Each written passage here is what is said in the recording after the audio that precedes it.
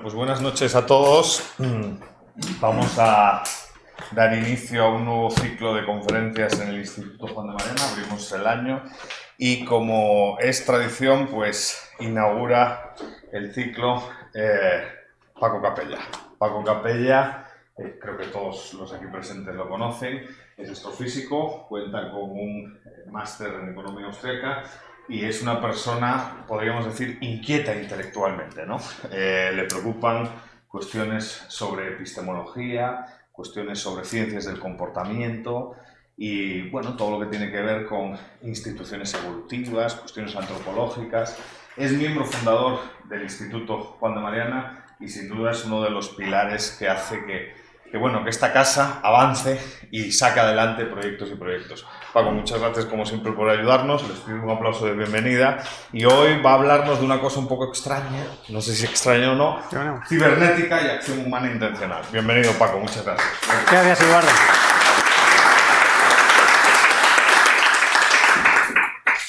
Bueno, dos cosillas antes de empezar. Es verdad que esto se está convirtiendo en una tradición.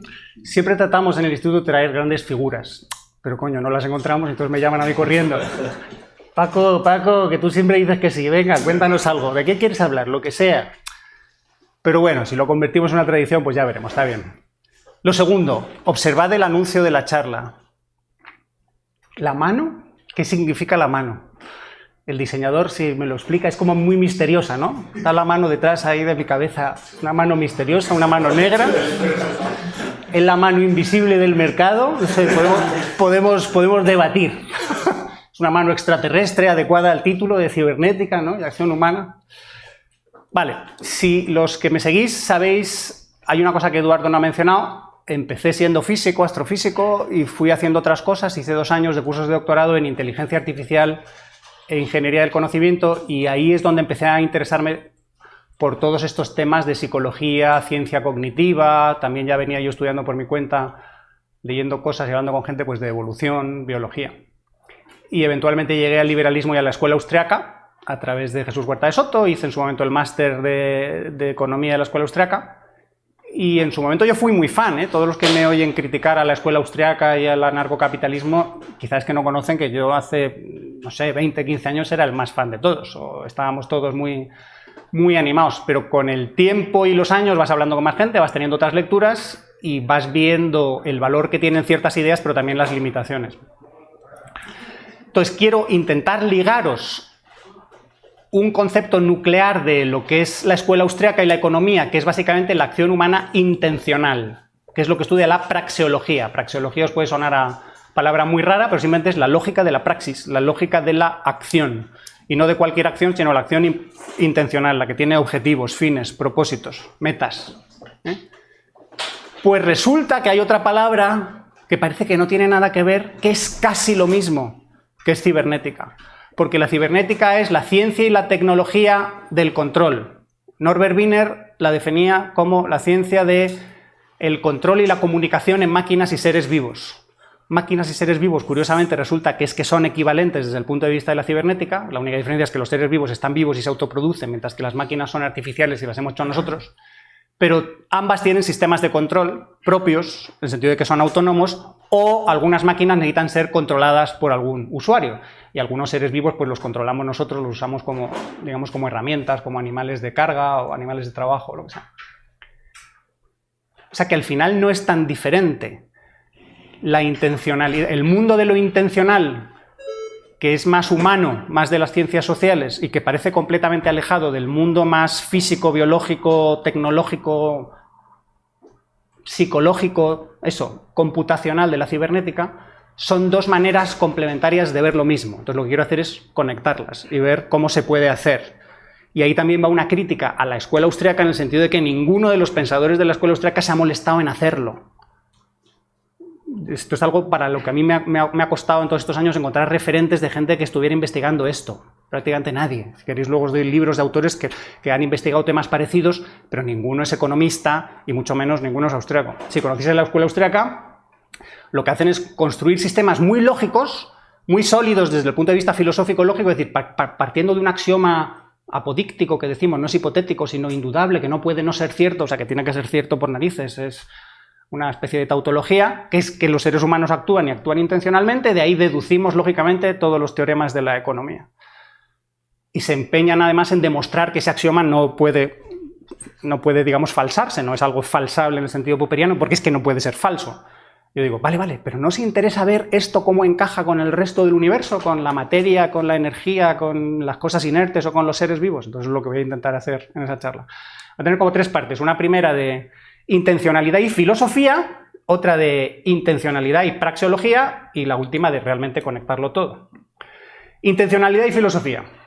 Si hay alguna cosa que no se entienda y queréis hacer un comentario o una pregunta muy breve, así yo descanso un instante y bebo agua, mientras tenemos el micrófono por ahí por si hay algo, y si no yo estaré hablando más o menos 1 hora y luego tenemos el resto para discusión, preguntas, lo que sea. Si os acordáis un poco de filosofía elemental de la que se estudia en el colegio, pero igual ya... Aristóteles habla de que hay 4 causas, o que de la gente cuando habla del concepto causa hay 4. Causa material, causa formal, causa eficiente y causa final. La material hoy día diríamos que es la composición de las cosas, simplemente. ¿De qué están hechas? El agua está hecha pues, de moléculas de agua y cada molécula de agua tiene hidrógeno y oxígeno. Pues eso es la causa, digamos, material. La causa formal, que Platón la interpreta como... Bueno, no sé si la interpreta. Platón habla de las ideas y las formas son las ideas, pero entonces ahí ya está metiendo como la mente y la mente detectora de patrones. Entonces no está claro si habla de los patrones existiendo por sí mismos o de que la mente capta esos patrones. En terminología moderna, la causa formal es la estructura, la configuración de un sistema. Es decir, la molécula de agua tiene H2O, 2 de hidrógeno y 1 de oxígeno. Y están el de oxígeno aquí y los 2 de hidrógeno pues aquí en un ángulo y la física te dice cuál es ese ángulo y cuál es la distancia. Igual la composición de una casa pues son los ladrillos, el cemento, lo que haya y cómo están configurados, los tamaños de las distintas habitaciones y cómo están puestas. La causa eficiente pueden ser 2 cosas, al menos desde mi punto de vista, tal y como yo la interpreto, y es que haya un agente, alguien o algo en el sentido de una máquina que ha producido algo. La causa eficiente de una estantería es el carpintero que ha producido esa estantería, porque esa estantería no llegaría a existir por sí sola, tiene que haber un agente eficiente que haga algo y la construya. Pero dices, hay muchos procesos que no tienen agente. Las moléculas de agua no hace falta que haya ningún agente construyéndolas, sino simplemente se forman cuando colisionan de forma adecuada otros tipos de moléculas de oxígeno, hidrógeno o otro tipo de reacciones químicas. Pero ahí no hay ningún agente, no hay nadie que vaya y lo haga. Son procesos espontáneos.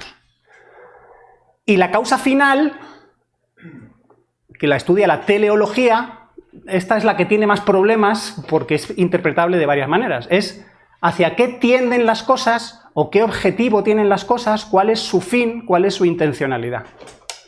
Y aquí es donde me voy a extender un poquillo más. Es el objetivo, el propósito, el destino, la intención, el fin o meta de algo. Digo que puede interpretarse por lo menos de 3 maneras. Y el hecho de que pueda interpretarse de 3 maneras es lo que confunde tanto a la gente, que se hacen un lío. Están hablando de finalidad y cambian de significado y no se dan cuenta. Una de las posibles es como funcionalidad. La finalidad de una silla es sentarse. Y dice, vale, pero eso es ¿para qué sirve la silla? Decir que es la finalidad, que eso es el fin de la silla. Primero, la silla no tiene propósitos, la silla no tiene un cerebro para tener ideas y tener propósitos. Luego, sí, podría decir que ese es el propósito que tuvo el que produjo la silla o el que compró la silla que quería sentarse. Luego, funcionalidad, utilidad. ¿Para qué sirve? Luego hay como propósito de una acción, que es lo que vamos a hablar aquí. El agente inteligente en su mente tiene propósitos, se imagina cosas o las ve, las desea e intenta llegar a ellas. Y otra interpretación posible, la tercera, es simplemente como tendencia, hacia qué tienden las cosas. Si la causa eficiente mira para atrás y dice ¿qué es lo que me ha creado o cómo he llegado yo aquí o esta cosa cómo ha empezado a existir? La causa final es al revés, hacia dónde tienden las cosas. Entonces el problema es que aquí entrarían desde el movimiento de las partículas físicas de a qué tienden, a separarse o a juntarse, a concentrarse o a diluirse, a caer o a ascender, o lo que se dice, el ser humano a qué tiende, cuál es el fin del ser humano. Entonces dices, pues que se desarrolle, que sea feliz, que no sé, que sea pleno. Entonces ahí hay significados más quizá problemáticos, ¿no? Vale. Entonces, ciertas partes de la teleología, si la interpretamos simplemente como el estudio de estados finales, esto hoy día lo estudia la física y la teoría de sistemas. Simplemente sin necesidad de que haya ningún cerebro que tenga una finalidad, una intención, los sistemas tienden a cosas, las partículas tienden a caerse por la gravedad pero hay algunas que no se caen del todo, la luna está cayéndose constantemente, pero nunca se cae porque se cae pero se desplaza y entonces al final se queda dando vueltas. Pero eso es un estado, digamos, final, es como un estado periódico que básicamente es final. No es final del todo, porque si estudias astrofísica sabes que ahí hay rozamientos y fuerzas de marea y entonces esa órbita va decayendo, pero dura bastante. Luego, todas esas cosas las puede estudiar la física o la teoría de sistemas, estudian lo que se llama el espacio de estados y cómo evoluciona un sistema en su espacio de estados y la idea de atractores. Un sistema va evolucionando hasta que de repente se encuentra con un atractor y el atractor, digamos, que lo atrapa. Y entonces ahí ya hay una configuración más estable, más repetida. También puede haber sistemas que no tengan atractores, entonces vagan, digamos, indefinidamente. Una de las preguntas típicas de cosmología es el universo. ¿Hacia dónde va? ¿Acabará de alguna manera? ¿Cuál es su atractor final? ¿Se acabará diluyéndose del todo? ¿O volverá a contraerse? ¿O estará justo a intermedias? ¿O qué pasará? Luego, ya digo, la interpretación de causa final es ¿para qué existe esa cosa? Pero entonces ahí no queda claro si eso existe porque alguien lo ha producido, por la utilidad que tiene, la silla es para sentarse, o si es algo que existe sin haber sido creado por nadie, pero tiene una utilidad, el agua. El agua tiene la utilidad de que nos la bebemos y no pasamos sed, o saciamos la sed y no nos morimos, la necesitamos, el alimento. Pero las interpretaciones esas, no sé, típicas religiosas de Dios creó el agua para que nosotros fuéramos y la bebiéramos, no. Esto es, le han dado la vuelta a la historia. El agua existía antes de que existiéramos nosotros y no nos necesitaba a nosotros para nada. Nosotros existimos gracias a que nos podemos adaptar al mundo en el que esa agua nos es útil, ¿no? El problema de las cuatro causas, o un problema que yo veo, es que la gente trata de aplicarlas a todo. Y no sé hasta qué punto, esto los que entendáis Aristóteles, os seáis expertos, decir, Aristóteles lo hacía, otros filósofos lo hacían. A mí me da la impresión de que mucha gente lo hace. Dice, todo fenómeno, todo objeto tiene que tener las cuatro causas. Y entonces aquí es donde yo digo, no. Todo objeto físico va a tener una composición, va a tener una estructura, un agente eficiente o un proceso mediante el cual ha sido causado, probablemente, pero no tiene por qué tener un agente eficiente. Es decir, no va a ser artificial, sino que puede ser algo natural, espontáneo, y sobre todo no tiene por qué tener ninguna finalidad, ninguna intencionalidad, ni ninguna utilidad desde nuestro punto de vista. Quizá nosotros la descubramos, pero eso no es lo que le da digamos, su razón de ser o su razón de existir. Y aquí es donde... ¿Y por qué se comete este error? Porque la mente humana es una mente propia de un agente intencional. Es decir, la intencionalidad es importantísima. Nuestro modo de control más obvio, que mejor conocemos de nosotros mismos, porque lo voy a decir luego, la intencionalidad no solo es un modo de control de la acción, es también un modo de interpretación de la acción, que no es lo mismo. Entonces nosotros vemos cosas en los demás y las interpretamos como, lo que pretende es esto. Y quizá acertemos o quizá no. Quizá pretendía otra cosa o quizá no pretendía nada. Quizá fue un accidente o quizá no estaba haciendo nada específico, pero tú lo has entendido mal. Entonces de ahí viene todo el mundo de los malentendidos, ¿no?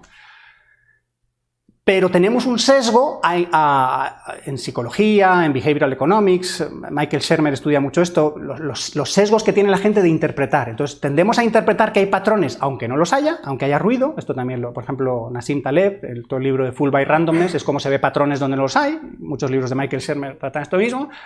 Le llaman paternicity, patronicidad, y también hay el agenticity, agenticidad, no sé cómo lo traducen, que estamos viendo agentes aunque no los haya. Y esto es lógico, porque evolutivamente es mejor equivocarte de más, decir, si eres una cebra, más vale pensar que hay un león que está moviendo o algo que está moviendo el árbol y entonces sales corriendo, que no, que sea simplemente el viento o que ni siquiera se ha movido algo, sino que te has confundido al verlo. Entonces tendemos a detectar agentes de más, tendemos a ver intencionalidad donde no lo hay, y por eso nos preguntamos, ¿cuál es el fin del universo? ¿Esto para qué sirve o esto para qué es? Cuando esas preguntas simplemente es que no tienen sentido, el universo simplemente es punto. Más cosas. Eso, como la filosofía además investiga causas primeras, es gracioso, pues, primeras o últimas. La filosofía consiste en irse a los extremos. Dice, como a lo más fundamental, pero lo fundamental a veces es lo que está abajo, o lo que está arriba, o lo que está en el pasado, o lo que está en el futuro total. Si has llegado a un punto y se puede ir más, no es filosofía. La filosofía siempre intenta ir un poco más allá. Vale.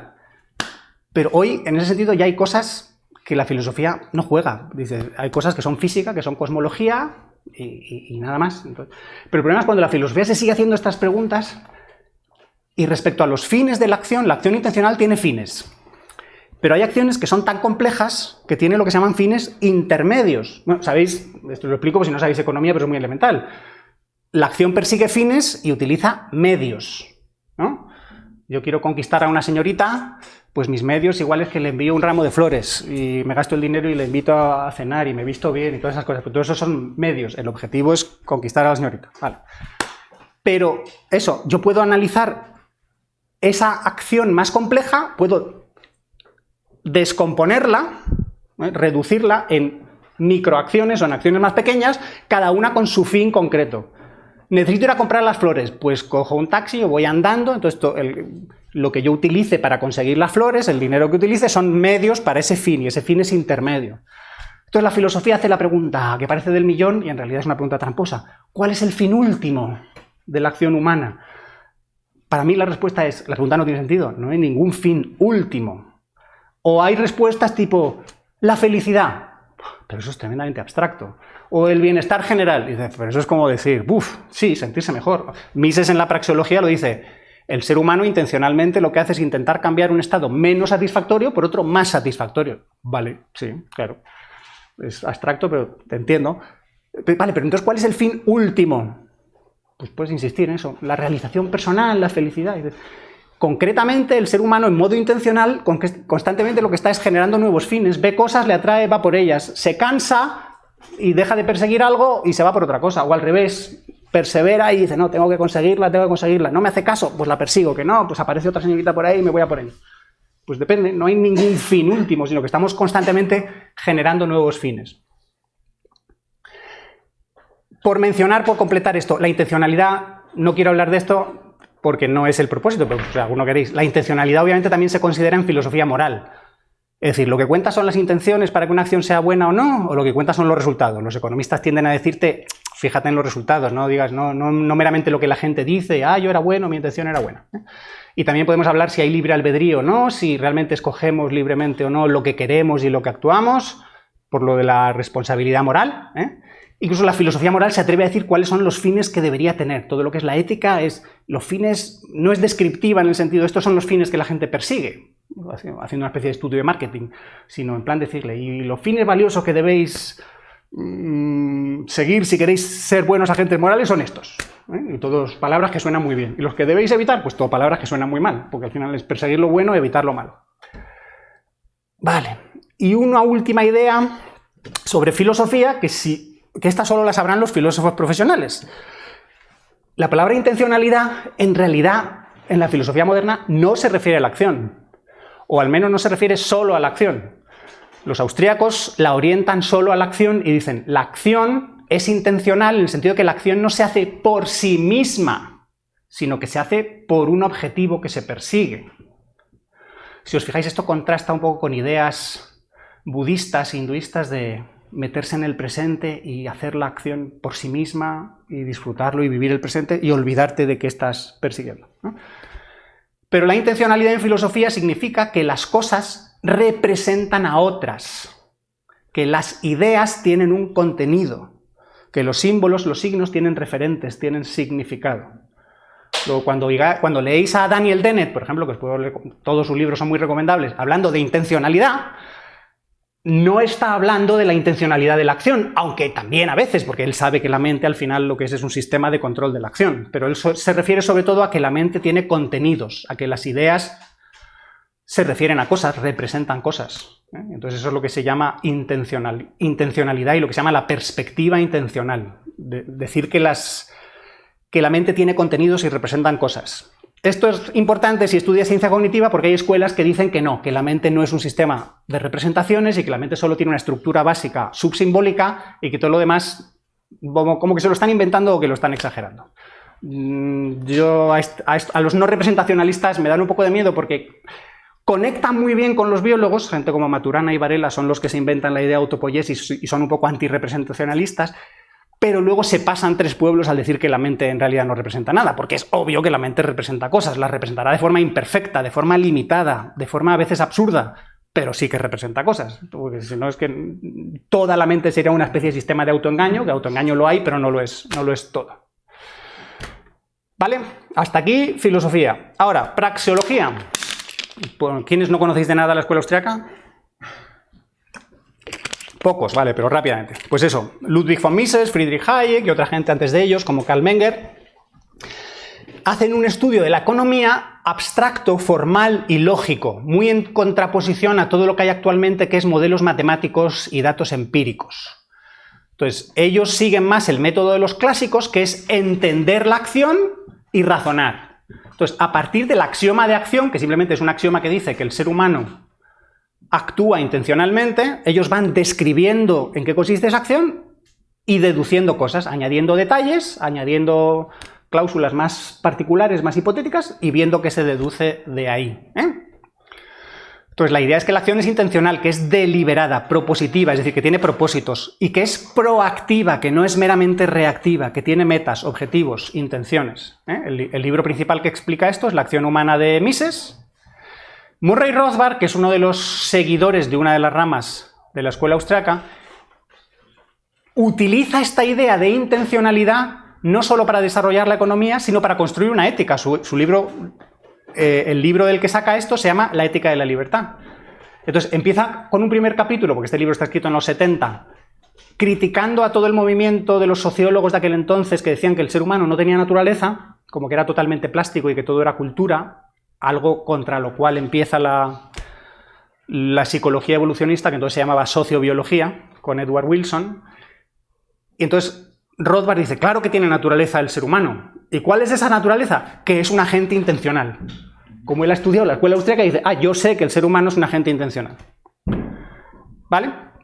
Y a partir de eso deduce una ética, una serie de reglas universales, que él dice que todo el mundo puede entender simplemente razonando. Vale, todas estas ideas, y ahora viene mi crítica a la escuela austríaca, tienen varios problemas o límites, ni siquiera digo errores, aunque en algunos casos puedo decir errores, digo problemas o límites. Primera, no solo los humanos actúan intencionalmente. Luego decir la acción humana en un libro que vas a desarrollar la acción intencional es como limitar innecesariamente. Los animales actúan intencionalmente y luego os voy a provocar un poco diciéndoos que las máquinas también. Incluso un termostato, que ahí hay uno, un cibernético lo entiende como un agente intencional. Un agente intencional muy simple y muy tonto. Y que no decide él mismo cuáles son sus fines, pero que actúa intencionalmente. De hecho, hay especialistas en cibernética que a mí no me gusta la definición que dan porque me parece que no es completa, que de nuevo se vuelve a fijar otra vez solo en la intencionalidad, que dice que los sistemas cibernéticos son los que persiguen objetivos. Yo digo, no. Hay ejemplos de sistemas cibernéticos que no persiguen objetivos. Muchos sistemas cibernéticos persiguen objetivos, pero no todos. Luego, no solo los seres humanos. Luego, la acción humana no es solamente intencional, también tiene variantes no intencionales. Todo lo que es reacciones, hábitos, automatismos, a mí me parece forzado llamarles intenciones, porque intenciones, si las describes como aquello que deliberas, lo sopesas, lo valoras, te lo piensas, escoges, planificas, diseñas una estructura de acciones para conseguirlos, eso en las reacciones no pasa. O si pasa, pasa tan deprisa que no te das cuenta, que no lo haces de forma consciente, pues eso son automatismos, y por eso tenemos otros nombres, como reacciones, hábitos o automatismos. Y que la economía no estudie eso, yo puedo entender que es más difícil que la acción intencional, pero eso también consume recursos y tiene resultados. Luego, eso, y ahí también se ejecutan decisiones, ¿no? Un truco para evitar este problema, que hacen algunos austriacos como David Gordon, es que hacen las típicas trampas del lenguaje de gente que no se está dando cuenta de qué consiste el lenguaje y probablemente ni se está dando cuenta de que hace esas trampas, pues las hace a sí mismo. Es que definen acción humana solo como la acción intencional. Y a todas las demás, ¿cómo la llaman? Conducta, comportamiento. Y dices, coño, si yo veo una tabla de sinónimos, conducta, comportamiento y acción son casi sinónimos. Luego, ¿por qué te empeñas en decir solo puede ser esto?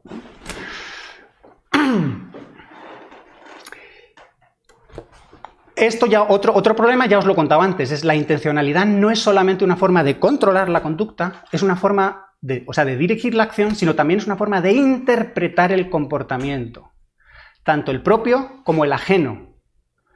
Y como tal, está sometida a posibilidad de error. Igual que todo sistema cibernético puede fallar al controlar una acción, tú quieres jugar al baloncesto y tiras a canasta y la quieres meter, pero no eres suficientemente bueno y fallas. Y aunque sea bueno, pues puedes fallar el 10%, el 20% de las veces, lo que sea. Los sistemas de control no son infalibles. Pues los sistemas de interpretación de la acción tampoco son infalibles. Luego tú puedes interpretar, ya os lo comentaba antes, como acciones intencionales cosas que no son intencionales, o puedes confundir la intencionalidad. O al revés, puedes entender como reacciones cosas que son que sí que son intencionales. Luego esto hay que tenerlo mucho en cuenta. De hecho, Mises y otros praxeólogos austriacos le dan mucha importancia a esto. Lo que pasa es que no usan estas mismas palabras que estoy usando yo. Ellos hablan del Verstehen, el comprender en alemán, y es que dicen, ¿por qué la praxeología es tan importante? Porque como insisto, no usan este lenguaje que me parece más moderno y más fácil de entender. Como somos agentes intencionales, podemos entendernos a nosotros mismos como agentes intencionales. Aquí el problema es que Mises va demasiado deprisa. Si hubiera estudiado ciencia cognitiva diría, ser una cosa no te habilita automáticamente para comprenderte como esa cosa. Los ladrillos son ladrillos, pero no saben que son ladrillos. Un termostato lo puedes interpretar como un agente intencional, pero él no sabe que es un agente intencional, él o ello. AlphaGo sabe jugar al ajedrez al Go, y el alfa que jugaba al ajedrez sabe jugar al ajedrez, pero no sabe que sabe jugar al ajedrez, porque no tiene metaconocimiento ni tiene representaciones simbólicas que tengan significados de lo que hace. Vale, pero para que veáis que al menos Mises ya reconocía la idea de la comprensión, pero solo la utilizaba para decir, y así es como fundamentamos que nos conocemos a sí mismos. ¿Dónde se equivoca Mises o qué es lo que no ve? La idea de autoengaño. Porque Mises habla mucho de falibilidad cuando critica el socialismo y cuando critica a los planificadores y cuando dice que la acción puede fallar. No se da cuenta que el propio conocimiento de uno mismo, el propio conocimiento, digamos, para adentro, ¿cómo le llamamos? La introspección, que podemos decir, esto es infalible porque me estoy conociendo a mí mismo. No, tú eres la persona que mejor puede engañarse a sí misma. Y hay explicaciones evolutivas de por qué los seres humanos nos engañamos a nosotros mismos. Esto lo he tratado en otras charlas y si queréis lo vemos luego. Otros detalles técnicos de la crítica praxeología que tienen menos que ver con esto es que el análisis de la praxeología es tan formal que se desentiende de los contenidos materiales de la mente, es decir, de en qué pensamos y por qué preferimos unas cosas a otras y cómo se generan esas preferencias. Entonces, el modelo que da la escuela austríaca, la praxeología del agente humano, es hiperformal. Entonces, yo entiendo que la gente al final no le atraiga porque no le cuenta cosas de, bueno, lo que la gente quiere es esto y por qué quiere esto. Pues para eso tienes que estudiar psicología. Y además es que los austríacos, como quieren ser hiperlógicos, y la lógica solo funciona, al menos la clásica, que es la única que conocen, con ceros y unos, blancos, negros, verdadero o falso, tienen que producir categorías perfectas. Y entonces, en un lado está la praxeología, en otro la psicología, y probablemente ni se tocan. No es como dos boxeadores que se van a pegar y al menos se cuentan cosas, no. Es, bueno, la psicología alimenta la praxeología de fines, de objetivos, y la máquina praxeológica empieza a perseguirlos y ya está. Y digo, no, la mente no es tan limpia, no es todo tan nítido, no funciona así. Vale, por profundizar un poco para los que conozcáis esto, hay praxeólogos como Hans Hermann Hoppe que consiguen demostrar que la intencionalidad existe. Mi primera pregunta, ¿es necesario demostrar que la intencionalidad existe si ya tenemos la intuición directa de que somos agentes intencionales? Y él dice, por si acaso lo dudaráis, se puede demostrar mediante un truco filosófico lógico que se llama contradicción performativa. Y es que el que intente demostrar que la intencionalidad no existe, que se fije en lo que está haciendo. Está intentando. Intentar algo es tener una intención. Luego, estás produciendo un ejemplo de que la intencionalidad existe al intentar demostrar que la intencionalidad no existe. Yo le digo a Hoppe, vale, macho, pero ¿para qué me intentas demostrar esto si nadie ha dicho que la intencionalidad no exista? Y segundo, lo único que has producido es un caso particular en el que la intencionalidad existe y además es un caso tan raro que es un caso destinado necesariamente a fracasar, porque tú lo has definido que va a fracasar. Luego mira qué intencionalidad más cojonuda que no va a funcionar bien. Luego la intencionalidad existe y para entender por qué te hace falta estudiar ¿qué? Cibernética, algo que no han estudiado nunca y que mucha gente no conoce porque le suena chino. ¿Vale? Entonces la pregunta clave para mí es ¿qué acciones son intencionales? ¿Cómo de importante es la intencionalidad en el ser humano? ¿Qué acciones no son intencionales? Y eso, ¿y por qué existe la intencionalidad? ¿Cómo ha llegado a existir? ¿Cómo lo conecto yo con el mundo de los átomos, de los protones, los neutrones, los electrones, que es donde yo empecé? Entonces, de nuevo, esto es como una obsesión con proteger la praxeología, consolidarla, digamos, internamente, pero como hacen eso los aztecas, no mirar a otras cosas para ver si puedo usar herramientas para apoyar lo que digo, porque quizá me critiquen, quizá me demuestren que estoy equivocado o que eso tiene límites. Entonces, hay un esfuerzo como de consolidación interna, pero no de conocer otras cosas, que es lo que estoy intentando hacer yo. Luego, reducir la naturaleza humana a la conducta intencional ¿A vosotros os parece una definición satisfactoria? Primero es que hayamos visto que si la característica que das de una entidad no es única de esa entidad, no la describe. O la describe, pero la describe de forma muy incompleta. Y ya os he dicho que los animales actúan intencionalmente. Luego, que me digas que el ser humano es un agente intencional, también lo son los animales, o al menos muchos de ellos. Y es incompleta porque ignora muchas otras cosas. La cultura es intencional. La cultura, gran parte de ella, se produce mediante mecanismos de imitación, o al menos se transmite, que no tienen nada de intencionalidad, que pueden ser subconscientes, inconscientes, reactivos, sin saber por qué imitas las cosas. El lenguaje, y especialmente el lenguaje simbólico y todo el carácter simbólico de la mente humana, que esto lo investiga, por ejemplo, si os doy luego referencias, Terence Deacon, un investigador poco conocido, pero a mí muy importante, que tiene 2 libros, La especie simbólica, me parece que es el primero, no me acuerdo en qué orden, el primero sobre el lenguaje y el carácter simbólico del lenguaje y de la mente humana, y el otro se llama Incomplete Nature, naturaleza incompleta, que es sobre cómo se puede pasar de la física y de lo material a la mente, y la mente, digamos, intencional. Todo lo que es la imaginación y la creatividad, la escuela austríaca los trata y les da importancia, pero parece que solo son como apéndices de la intencionalidad. Todo el tema de la psicología moral. Los humanos tenemos una psicología moral hiperdesarrollada en comparación con la protomoral que puedan tener los animales sociales tipo bonobos, primates superiores, delfines, elefantes, cosas así. El carácter hipersocial de los humanos combinado con todo lo demás, la preocupación por el estatus y la reputación, el autoengaño. Es decir, hay cantidad de componentes más que son característicos de la naturaleza humana que si solo te fijas en la intencionalidad, te los olvidas. Y eso es lo que hacen muchos austríacos. Es intencionalidad, intencionalidad, intencionalidad. Y no solo muchos austríacos, es que muchos manuales de filosofía van a lo mismo, intencionalidad, intencionalidad. Pues bueno. ¿Vale? Entonces lo que yo quiero es, hay una idea fundamental en ciencia que se llama consiliencia, que hay un libro de Edward Wilson sobre eso, que consiste en unirlo todo. Y entonces ver si puedo coger el mundo de la física, el mundo de la biología, el mundo de la psicología y de la economía y unirlo. Y eso es lo que trato de hacer en los artículos que voy a escribir. ¿Vale? Pues esto es la última parte ya, demostrarlo. La primera pregunta es, ¿no ha quedado demostrado ya? ¿Entendéis lo que es un sistema de control? Aquí, ¿algunos habéis leído los artículos que he escrito hace meses, Cibernética 1 y Cibernética 2? Si os interesa esto, pues ir al Juan de Mariana, página de Juan de Mariana, o buscáis con mi nombre, Francisco Capella, Cibernética 1 y Cibernética 2, y me decís qué os ha parecido. Ahí explico... ¿Pero qué es lo que quieres demostrar? ¿No me ha quedado claro? Que la intencionalidad y la cibernética tienen mucho que ver y que la intencionalidad es un modo de control cibernético. No es el único, es el más avanzado, pero es algo que se puede explicar de forma natural, sin necesidad de misterios o milagros o fantasías. Es decir, lo que ahora necesito es daros más detalles de por qué es así. Vale, pues empecemos. Cibernética.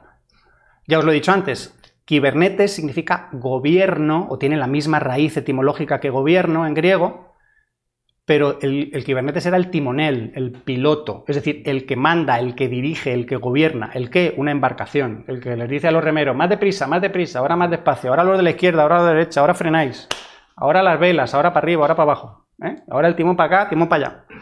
Pues eso es controlar un sistema. Entonces, los sistemas tienen partes que son su sistema de control, es decir, aquí tenemos un sistema de aire acondicionado y de calefacción. La inteligencia de ese sistema es el sistema de control. La estufa en sí misma o el motor que enfríe el aire, o sea, que produzca todo, que los líquidos refrigerantes se expandan y se vuelvan a licuar, eso es lo que en un sistema de control se llama los efectores o los actuadores, es decir, lo que al final actúa. Pero eso requiere una inteligencia que lo gobierne, que lo dirija, que le diga, ahora juegas tú, y juegas por la derecha o juegas por la izquierda, y me sube la temperatura, pero me la subes hasta 27, y luego paras, y estás 2 horas así, y luego me la bajas. Entonces, un sistema de control cibernético se suele decir que tiene 3 partes, yo en realidad creo que son 5. Se suele decir que tienen 3 si solo piensas en procesadores, sensores y actuadores. Actuadores, los que acabo de mencionar, y lo típico en nosotros son los músculos y las glándulas. Conviene no olvidar las glándulas porque las glándulas también trabajan. Son como factorías químicas que producen cosas. Los músculos producen movimientos, las glándulas producen sustancias químicas. Y cualquier motor en un coche es un actuador. Cualquier motor va a ser siempre pues, un actuador. O efectores, se les llama, pues porque producen efectos. Sensores, pues aquellas partes del sistema que contactan de alguna manera especial con el entorno, tanto exterior como interior del propio sistema, y detectan algo, perciben algo, captan una señal. Que transducen, son transductores, que transforman de alguna manera y se la envían al procesador. Y el procesador la interpreta, la señal, hace sus cálculos, hace su procesamiento de información, tiene modelos del mundo, está recibiendo datos y toma una decisión. Y entonces todo esto es el mundo de ciencia cognitiva o inteligencia artificial o psicología desde el punto de vista de procesamiento de información. Aquí no os quedéis solo digamos, en lo cognitivo. El procesador también puede tener valoraciones, es decir, es un procesador que podemos llamar afectivo. Hay un libro muy bueno de Jauregui que era El ordenador emocional, sobre el cerebro. Pues es un ordenador, les digo que procesa información, pero no hay que olvidar que tiene una variante que es que necesita producir valoraciones, generar afectos o sensibilidad, no solo en sentido de sentir, sino esto me gusta, esto no me gusta, a esto me acerco, de esto me alejo, ¿vale? Luego el procesador, después de recibir la información de los sensores, hace sus cálculos y decide lo que tenemos que hacer es ir para la derecha y le dice al motor a la derecha o le dice al volante tuerce a la derecha o frena o acelera o lo que sea. Hay el ejemplo de los coches, del piloto, de cualquier máquina que queráis imaginaros, ¿vale? Importante ver, hay sistemas de control que son completos en el sentido que son autónomos casi totalmente, que no necesitan intervención humana. Que nosotros usamos muchísimas máquinas que estamos ayudándole a la máquina. Por ejemplo, un coche es un ejemplo típico de lo tenemos que conducir nosotros, pero luego él hace un montón de cosas él solo. Cuando le das al acelerador, quizás si le das muy bruscamente, él no transmite la señal igual, sino que la reduce, procesa la información y lo hace más suave. Por ejemplo, esto en los aviones siempre es así. Ya no se pilotan directamente por cable, sino que se pilotan primero por un ordenador. Ahora puedes decirle, control de velocidad de crucero, venga, manténme 120 que no me pongan una multa. ¡Pam! Tú le has dicho el 120 y luego él lo mantiene. Hay el sistema de control que a mí me gusta poner, porque me parece divertido lo tonto que es, pero para que veáis que estamos constantemente usándolos y en qué consiste, es la cisterna del retrete. Tú la pones en marcha, les digo que le das y dices ¡pum! Eso abre una compuerta, el agua se va, pero luego el sistema se llena solo. Empieza a llenarse solo y decide que ha acabado de llenarse porque tiene un sensor tan tonto como un flotador que va subiendo con el agua y como el flotador va subiendo, en el momento en que alcanza una posición, cierra la entrada del agua. Luego, si entiendes cibernética, sabes que hay un sensor y un procesador, lo que el procesador es tan tonto que el procesador es el tubo metálico que está diciendo, pum, ya está, altura total. Y el cálculo es que ya hemos llegado, nos cerramos. Y no hay mucho cálculo, es todo física elemental. Pero lo puedes ver desde el punto de vista de la información y la cibernética como un sistema de control. El termostato hace algo parecido, es un termómetro del tipo que sea, mercurio o algún tipo de metal que cambie su conductividad con la temperatura, digital o analógico, que tú lo programas y le dices a esta hora te enciendes, alcanzas esta temperatura y cuando lo detecta si está por debajo de la que quieres, calienta, si está por encima, enfría y ya está. Y así todos los sistemas de control que queráis. Vale, pues esto es la cibernética. Vale, me quedan dos elementos: sensores, procesadores y actuadores. Yo añadí dos cuando escribí porque dije, este análisis es incompleto porque se está dejando dos cosas, primero que ya están en la definición de Norbert Wiener y que aquí no han metido, o al menos conviene darles importancia, y yo creo que es mejor para entenderlo, y es memorias y elementos de comunicación. Se podrían meter todas en procesadores y efectores y sensores, es decir, ¿qué es un elemento de comunicación? Por un lado es un sensor que detecta, por ejemplo, un micrófono que detecta algo y luego lo transmite. Y un efector, por ejemplo, un amplificador o un teléfono que manda la señal. Vale, pero son funciones tan específicas que yo prefiero todo lo que sea elementos de comunicación, lo vamos a dejar aparte porque la comunicación es muy importante. Y las memorias se pueden meter en los procesadores, pero cuando estudias informática, una cosa es el procesador y otra cosa son las memorias y todos los niveles de memoria. Entonces, prefiero dejarlas separadas. Las memorias es simplemente donde almacenas la información y el procesador es el que coge la información y le hace algo, la recombina, la transforma de alguna manera. Vale. Entonces me queda, ¿qué modos de control hay a grandes rasgos y cómo pueden evolucionar para acabar produciendo la intencionalidad? Entonces, a mi juicio, y esto me comentáis, porque el problema es que ya os digo, esto, hay autores que han investigado esto, luego os doy referencias si queráis, pero si me dais más ideas, más... bueno, una idea importante que no he dicho en control.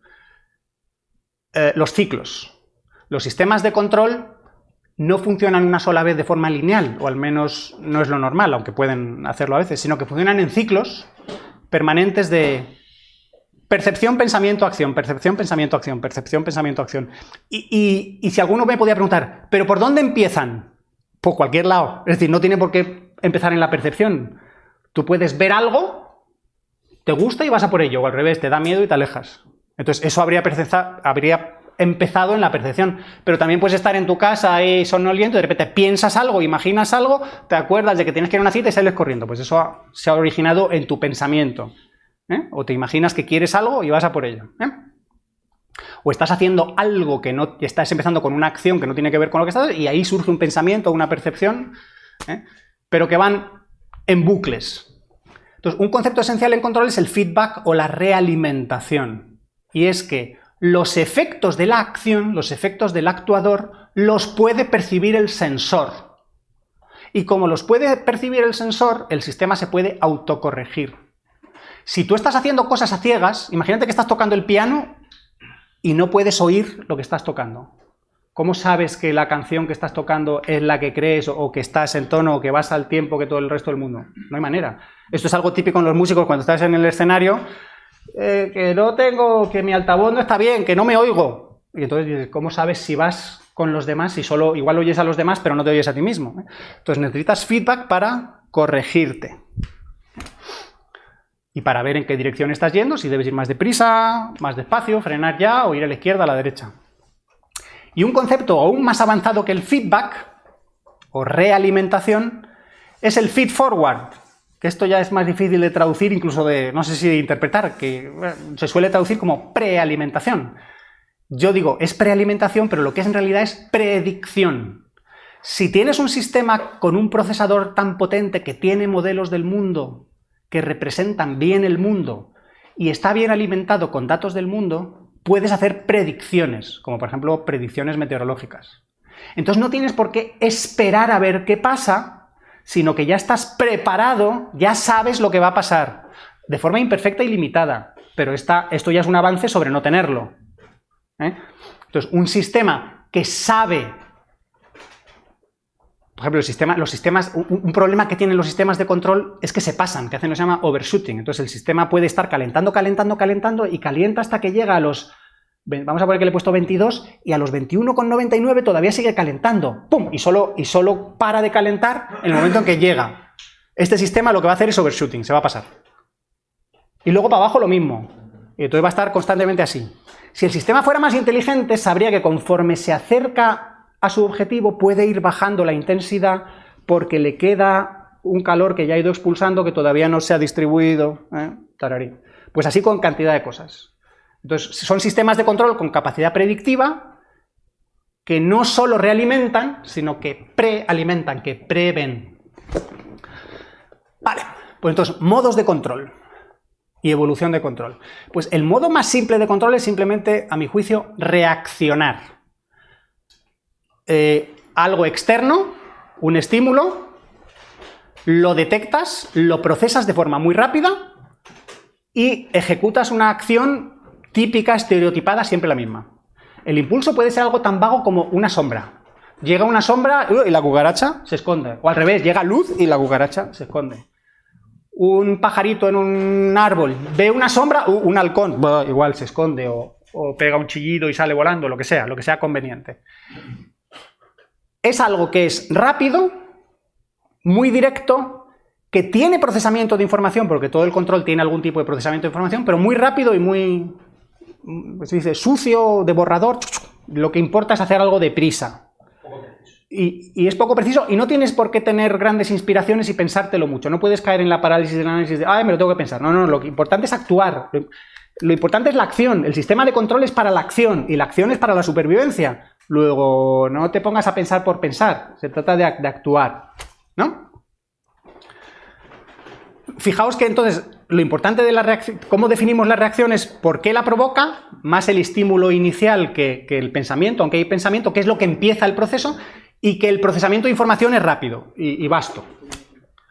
Yo de ahí pasaría a una preacción, y es que en el momento en que los organismos, les voy a llamar animales, porque los animales son los agentes, digamos, autónomos con sistema de control más sofisticado, pero si construimos robots suficientemente sofisticados también serán capaces de estas cosas.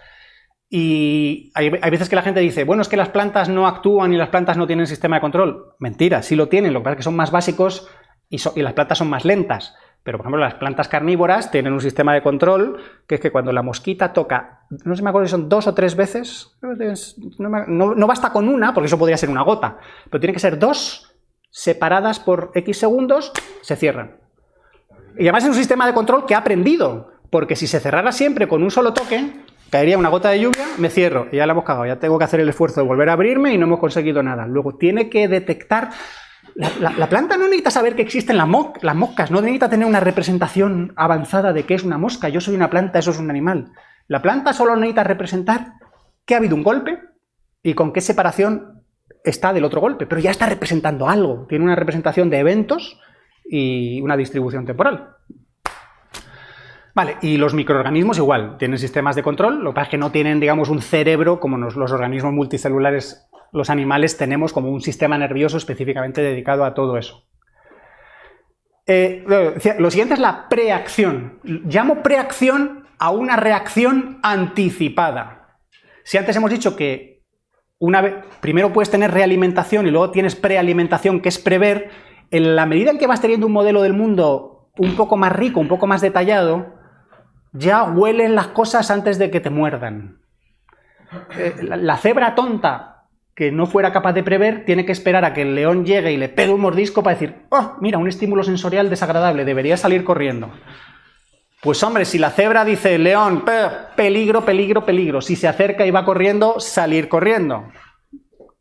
O intentar que persiga a otra cebra, pero no a ti. Los distintos mecanismos.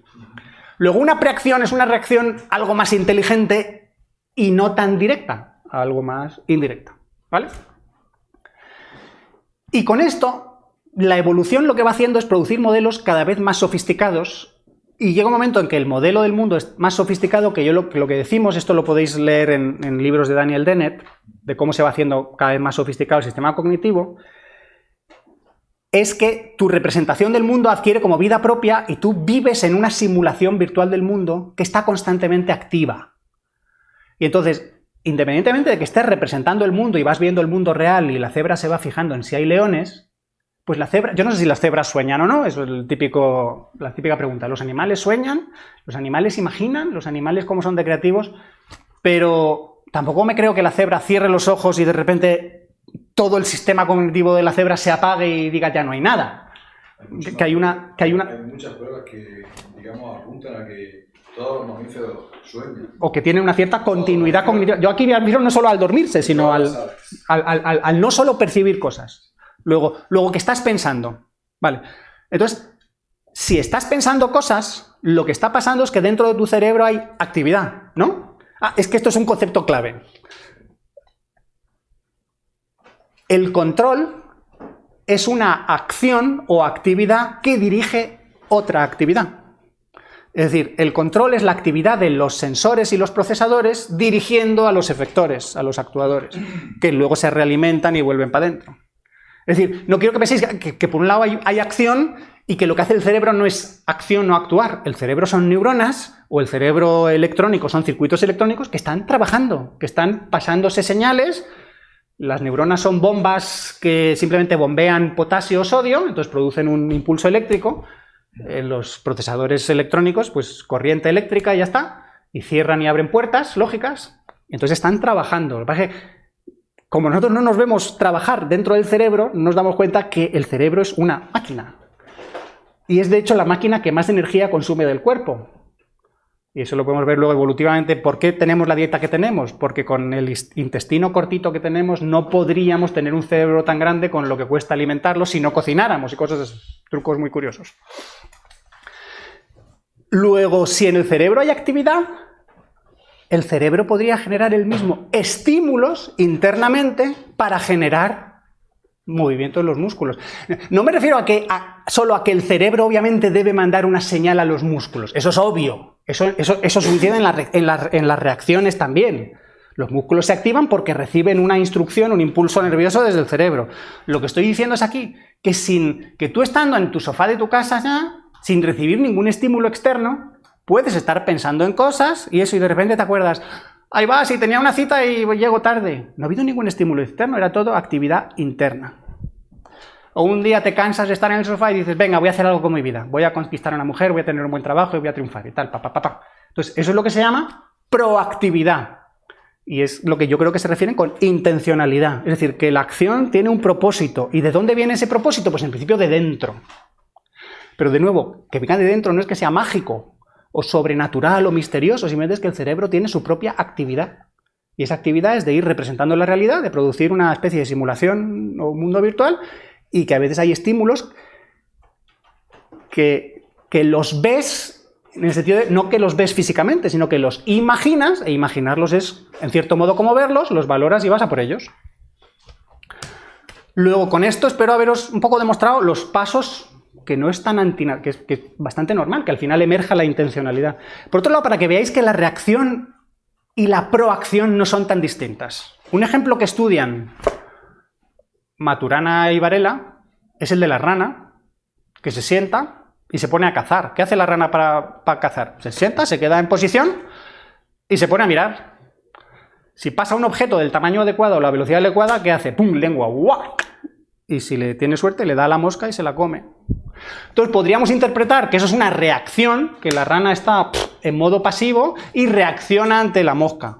Y dices, vale, pero es una reacción para la cual la rana se ha preparado. Es como el cazador que sale a cazar y sale pensando, bueno, yo de momento no estoy viendo nada, pero en cuanto vea algo, Probablemente la rana tiene menos procesamiento intencional que un ser humano, pero algo hay. Veo que llevo el tiempo, acabo enseguida.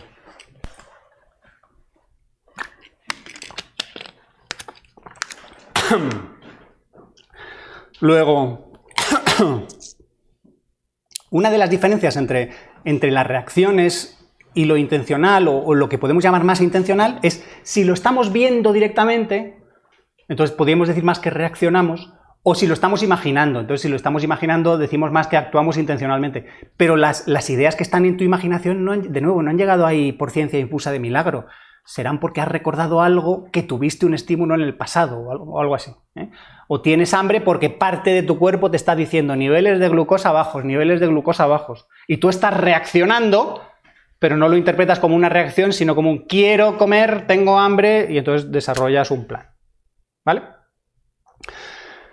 Y al final, lo que os he comentado al principio, tiene esto que ver con velocidad del procesamiento y con niveles de automatización o consciencia del procesamiento. Esta charla no es tanto sobre la consciencia, sino más sobre la acción intencional, pero ahora, si queréis, podemos discutir si la acción intencional tiene que ser consciente o no. Ya os he dicho que el termostato se puede interpretar como un agente intencional, en el sentido que tiene un objetivo, pero obviamente no es consciente porque no tiene una representación de sí mismo ni tiene tal complejidad que sea capaz de integrar información y representarse a sí mismo. Otras dos ideas esenciales que se estudian muchísimo en economía y que ponen mucho énfasis los austriacos, y con esto prácticamente acabo, es los conceptos de tiempo y riesgo. Entonces, para esto enfatiza que la intencionalidad es un modo altamente adaptativo de controlar la acción. Por un lado, respecto al tiempo, los agentes deben percibir y pensar lo más rápido posible para generar una decisión deprisa, porque si no el león llega y se te come. Luego, por un lado, hay una prisa por decidir. Y ahí hay el compromiso entre qué importa más, la decisión de actuar o la calidad de la decisión. Vale. Pero por otro lado, hay otra componente temporal que va en sentido contrario, y es no hacia más deprisa, sino, no quiero decir hacia más lento, sino hacia el futuro. De nuevo, si yo solo vivo en el presente, puedo vivir muy feliz, ¿no? Como dicen eso, los budistas, vive en el presente y tal, y no te preocupes del futuro. Pero si no te preocupas nada del futuro, mañana no comes. Y probablemente mañana estás muerto. Porque hemos dicho antes que si no eres capaz de prever que el león viene a por ti, la cebra está más muerta, o es más probable que esté más muerta que la cebra que sí pudo prever el futuro. Los humanos hemos llevado esto mucho más allá. Se dice que retrasamos la gratificación mucho más y somos capaces de desarrollar planes a largo plazo, de objetivos que no vemos. Pues eso, quiero ser un gran pianista. Pues alguien te dice, te quedan 10.000 horas de práctica, macho. 10 años o 20. Pues vale, pues hay gente que tiene la tenacidad de ir a por eso. Mira si son objetivos a largo plazo. Los bebés no hacen esto, ni de coña. Los bebés, si algo les caracteriza, es 2 segundos, 2 segundos. Y esto es lo que las religiones llaman las tentaciones. No caigas en las tentaciones. Sigue a tu objetivo y cuidado, no te desvíes. Pues los humanos somos capaces de ir más allá. Los animales, esto se sabe, que tienen menos capacidad de mantener la atención y de empeñarse en objetivos a largo plazo. No, insisto, esto no quiere decir que no tengan ninguna, y de hecho hay variaciones entre distintos animales. Y por otro lado, la noción de riesgo. Bueno, entonces si os interesa la economía, todo el análisis temporal es brutal para entender las finanzas, el ciclo económico y esas cosas. Eso la escuela austríaca lo explica bastante bien, sobre todo la escuela austríaca que explicamos aquí con la teoría de la liquidez y no la de la reserva 100%. Eso, los que sepáis de qué vaya, sabéis lo que digo, los demás, nada. Eso ya, teoría monetaria y financiera. Riesgo. Si yo no tengo un modelo del mundo, las cosas las tengo que probar, ¿dónde? En la realidad. Y en la realidad, si las cosas las pruebas y no funcionan, duelen, hacen daño y te pueden matar. Luego, ¿no sería mejor tener un buen modelo de la realidad en el cual hacer simulaciones? Y esto es lo que hacen todos los ingenieros. Antes de construir un puente, le producen una simulación. Antes de construir un avión, producen una simulación. Antes de construir un sistema de control de una central nuclear o lo que sea, producen una simulación lo más fiel posible y la prueban. Y ven ahí si hay algún problema de diseño. Lo someten a todos los estreses, a todos los factores límite posibles y ven a ver qué pasa. Y además así son capaces de entrenarse. Pues esta es otra razón por la cual los sistemas cognitivos se hacen cada vez más sofisticados y cada vez van más hacia el futuro y son más intencionales. No viven tanto en el presente, en la reacción, sino que son capaces de imaginar más cosas, ver alternativas, escoger, prever. Si tú tienes un plan al salir a cazar, es más probable que tengas éxito que si sales a ver qué pasa. Y si ese plan está coordinado entre los distintos agentes, pues mejor. Y aquí añado una idea clave, por si se me olvidaba. Algo que nos caracteriza a los seres humanos es la intencionalidad compartida. No solo somos agentes intencionales individuales, sino que somos capaces de enfocarnos todos a la vez en lo mismo y tener roles complementarios y entender qué están haciendo los demás. No de forma totalmente natural, hay que entrenarse, pero sales a cazar y cada uno tiene su rol y sabe lo que están haciendo los demás. Esto los demás animales lo hacen mucho menos. Por ejemplo, los gorilas, solo hay un macho alfa y el macho alfa lucha contra otro macho alfa, pero nunca se les ha ocurrido a un macho alfa decir, ¿y por qué no me alío yo contigo y luchamos contra ese? A los bonobos y a los chimpancés sí, a los gorilas no. Las hormigas sí. Las hormigas sí, pero las hormigas tienen un programa ultra rígido. Precisamente las hormigas son el ejemplo de inteligencia social y de sistema hipercoordinado, pero plasticidad nula. Aprenden muy poco, no tienen cultura o no la tienen. Aprenden algo, podemos discutir luego. Me pregunto hasta qué punto. Yo me pregunto, porque claro, los insectos es el dilema típico. A los mamíferos los ves y dices, joder, os parecéis a mí. O sea, yo os entiendo, los ojos, la nariz, la boca y tal. Pero hormiga dices, ¿pero tú qué vas a pensar? ¿Tú qué vas a sentir? No, hombre, no. No soy capaz de ni siquiera distinguir un cadáver de una hormiga viva, porque tiene una sensibilidad al ácido butírico. El hueso precisamente roció con ácido butírico ciertas hormigas vivas y cuando llegaban al hormiguero, las hormigas que estaban allí custodiando el hormiguero, las expulsaban. Vale, pero fíjate que hay una cosa ahí, lo que has dicho. Sí son capaces de distinguir, porque normalmente en su mundo la hormiga muerta ha liberado el ácido fórmico y entonces lo detectan y está muerta. O no al revés, no me acuerdo si... Es decir, que tienen un sistema de detección, lo que pasa es que es un sistema de detección que falla. Es como decir, que tú eres capaz de detectar si alguien está feliz o no según llora. Pues depende, igual es un actor, igual te está engañando, está mintiendo. Vale. Luego, importante, intencionalidad compartida. La intencionalidad ya no es algo solo individual, sino que es algo más social, más grupal. Y con esto yo creo que prácticamente he acabado. Los datos externos, el tiempo y el riesgo. Sí, la idea de riesgos ya está dicha. Es decir, si tienes que probar las cosas en la realidad, probablemente mañana estás herido y pasado mañana estás muerto. Mientras que si tienes un sistema de simulación y de ensayo, pues es una herramienta adaptativa enorme. Entonces, esto es lo que se llama el nicho cognitivo.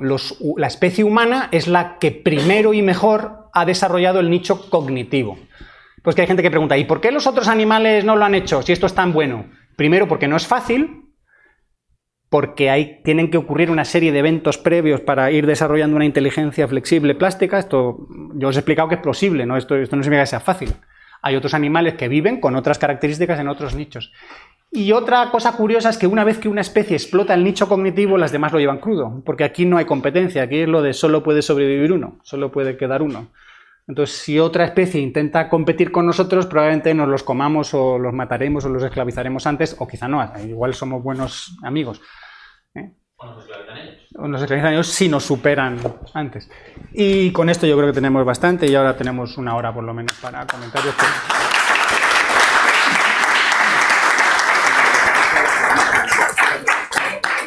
¿Algún comentario o pregunta? Una aclaración. Gracias por la charla. Bueno, no sé si se me escucha. Yo sí, no sé. Yo sí. No, sí, porque, perdona, el vídeo no es para amplificar, es para la grabación. Me pregunto si realmente podría ser un símil, o sea, hablamos de los cerebros y los ordenadores, el procesador y la memoria, sobre todo si tenemos en consideración que la conciencia es emergente. Entonces, si podría ser realmente equivalente un ordenador a un cerebro. Ya dije que, digo, si me meto a hablar de la conciencia, la charla no va a ser de acción intencional, va a ser de conciencia. Sí. Es como hay muchos pensadores a los que la conciencia les parece un misterio insondable. Podéis leer a Dave Chalmers y otros. Yo soy como Dan Dennett y otro dice, ¿la conciencia es algo normal? Es algo que tiene que pasar si un sistema cognitivo se vuelve lo suficientemente complejo como para representarse a sí mismo y tener capacidades simbólicas y tener un centro de gravedad narrativo y explicativo, que es lo que se llama el yo, el myself y la consciousness. Esto lo podéis leer en Antonio Damasio, en toda la obra de Damasio y en Dennett. ¿Los ordenadores actualmente son conscientes? Obviamente no. ¿Podrán llegar a serlo? Hay un problema, y es que los ordenadores no están vivos. Como no están vivos, no tienen problemas. Como no tienen problemas, no tienen valoraciones, digamos, reales. Tú le puedes programar una escala de valores en el sentido de prefiere más calor que frío y tal, esas cosas. Pero mientras no lo sientan en el sentido de que tengan un cambio en su estructura y en su actividad, que es lo que pasa en el cerebro humano y en el cuerpo cuando estudia las emociones, pues su conciencia va a ser un poco irreal. Antonio Damasio insiste muchísimo en que las emociones son básicas para la conciencia, que sin emociones no hay conciencia. Entonces, cuando los ordenadores sean tan sofisticados que tengan que representarse a sí mismos, hagan lo que se llama el ir meta, que AlphaGo no solo juegue al Go, sino que entienda que está jugando al Go. Y para entender que está jugando al Go no hace falta, es decir, la conciencia es para muchas más cosas. Hay otros libros, Michael Graziano tiene un libro que se llama, no me acuerdo cómo se llama, pero la idea, Consciousness and the Social Self, o las raíces sociales de la conciencia, no me acuerdo, que dice que la conciencia existe para representarte a ti mismo. ¿Pero para qué quieres representarte a ti mismo? Pues para dos cosas. Una, para entenderte a ti mismo. Como eres un sistema muy complejo, necesitas una especie de supervisor o jefe que te esté contando qué es lo que estás haciendo. Pero otra es para presentarte a los demás. Es decir, la conciencia es un fenómeno social, para que cuando los demás te pregunten ¿qué haces? ¿Qué tal? ¿Cómo estás? Tú sepas contestarles y digas, pues quiero esto y soy un tío majo y quiero lo mejor para ti. Entonces los ordenadores necesitarán tener eso, sentimientos y socialización. Y entonces ya veremos si la desarrollan. Perdona, ¿puedes explicar esto de que las emociones son...? Sí, no he terminado de entender por qué las emociones son claves para la conciencia. Porque la conciencia... La mayor parte de la gente entiende la conciencia eso como un fenómeno puramente cognitivo, pero como que estás procesando información de una determinada manera. Y es eso, pero no es solo eso. La conciencia es sobre todo sensaciones. Por eso la conciencia es... De hecho es... ¿Cómo se llama este hombre que tiene el libro? Tognoni, Giulio Tognoni. Dice que la conciencia es la experiencia subjetiva y la experiencia es la sensación subjetiva de ser un sistema procesador de información con una suficiente complejidad como para integrar información y representarse a sí mismo. Pero al final tienes eso, que sentir algo, igual que sientes que el estómago está, igual que sientes que un diente no funciona. Entonces, toda la obra de Damasio es explicar cómo la conciencia se construye desde sensaciones corporales, lo que él llama marcadores somáticos, de tal manera que te sientes a ti mismo. Pero eso Entonces no es... él dice, ¿los animales tienen ese tipo de conciencia? Obviamente sí. Si tú no tienes marcadores somáticos en el sentido de que sepas qué te está pasando a tu cuerpo, que tienes algo que está herido o que tienes hambre, la conciencia, digamos, más elevada, lo que nosotros llamamos autoconsciencia y reflexionar, es cuando te empiezas a hacer preguntas, cuando tienes un lenguaje simbólico, cuando tu conciencia te habla, incluso cuando tiene una componente moral tipo Pepito Grillo. Pero eso no es emoción, eso son percepciones. Pero son percepciones con carga valorativa. Es decir, no percibes de una forma neutra, sino que te gusta o te disgusta, te genera eso, un estado de reacción que al final, por eso lo sientes. Si diera igual, no llegarías a sentirlo. Digamos que los sentimientos, los afectos son como valoraciones que dan importancia y que por eso hay cosas que te entran en conciencia, porque son importantes. No digo que esto sea trivial de tratarlo, esto hay que seguir pensándolo y leer mil cosas y al final dices, yo no veo ningún misterio, pero esto es difícil explicar por palabras, en parte porque es un proceso subsimbólico y el lenguaje simbólico no es tan potente como nosotros creemos. ¿Cómo entiendes la consciencia? Nos guiñamos el ojo y tú eres consciente, ¿verdad? Yo también. Bueno, hemos hablado, sabemos de qué vas. Creo que no eres una máquina que intenta hacerse pasar, creo que no eres el zombie de David Chalmers, que tiene todos los rasgos de un ser consciente, pero que dentro en el fondo no es consciente. Cambiando un poco de tercio, yo sigo sin ver la cuestión principal de la charla, que es la conexión entre la causalidad mecánica básica y la intencionalidad. Porque el termostato reacciona, o tiene un sensor y tiene unos actuadores, pero el termostato no puede decidir lo que hace. Pero un ser humano sí. ¡Ay! Espera un momento. El termostato, vamos a ver, el termostato no puede decidir no ser un termostato y funcionar de otra manera. Claro. Pero el termostato es una máquina de tomar decisiones. Es decir, el termostato decide. Sí, pero no puede decidir sobre lo que decide. Exacto. Y el ser humano sí. No. Ahí está la ilusión del libre albedrío. Y yo a la gente, hay la canción esta de If you can't be with the one you love, then love the one you're with. ¿Verdad? Si no puedes estar con la que te gusta, joder, que te guste con la que estás. Si el mundo funcionaría así, sería muy diferente de lo que realmente es. No podemos decidir que el azúcar no nos gusta. No podemos decidir que una persona que te parece repulsiva de repente te parezca atractiva. Es que no puedes. No puedes decidir lo que te gusta hasta cierto punto. No puedes decidir lo que te gusta con matices, pero vale, aceptando esa... Pero sí puedes decidir tus actuaciones. Y lo que yo no entiendo es la explicación de qué es lo que hace que uno decida una cosa en vez de la otra. Necesitas tener como muchas horas de leer cibernética, léete cibernética 1 y cibernética 2 y para que veas que todo eso que llamas decidir, tú no lo ves, pero en el fondo no es más que procesos físicos funcionando de una determinada manera. Es decir, tu cerebro es una máquina. Como máquina, es un sistema determinista. Puede tener una componente indeterminista, y aquí entraríamos en que si mecánica cuántica o si queréis caos determinista, pero al final hay una serie de leyes físicas y químicas operando y no hay nada más a ese nivel. Lo que pasa es que a otro nivel de análisis estudias eso como neuronas disparando y a otro nivel de análisis dices, cuando yo soy estas neuronas disparándose es que he detectado el color verde. Cuando yo soy estas otras es que he detectado una línea vertical. Cuando se activan de otra manera es que la línea estaba tal.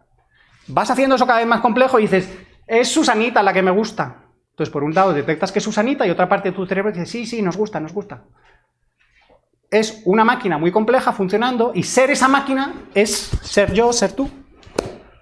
Es decir, yo lo que digo es que la conciencia no tiene ningún misterio, lo único que es, nos cuesta entenderlo porque la ciencia... Estamos acostumbrados a entender hechos de forma objetiva y la ciencia, y la conciencia es el estudio de la subjetividad. Pero lo que estamos intentando hacer es que esa subjetividad tiene un sustrato físico, causal, determinista, objetivo. ¿Y cómo se explica lo que le gusta a cada uno?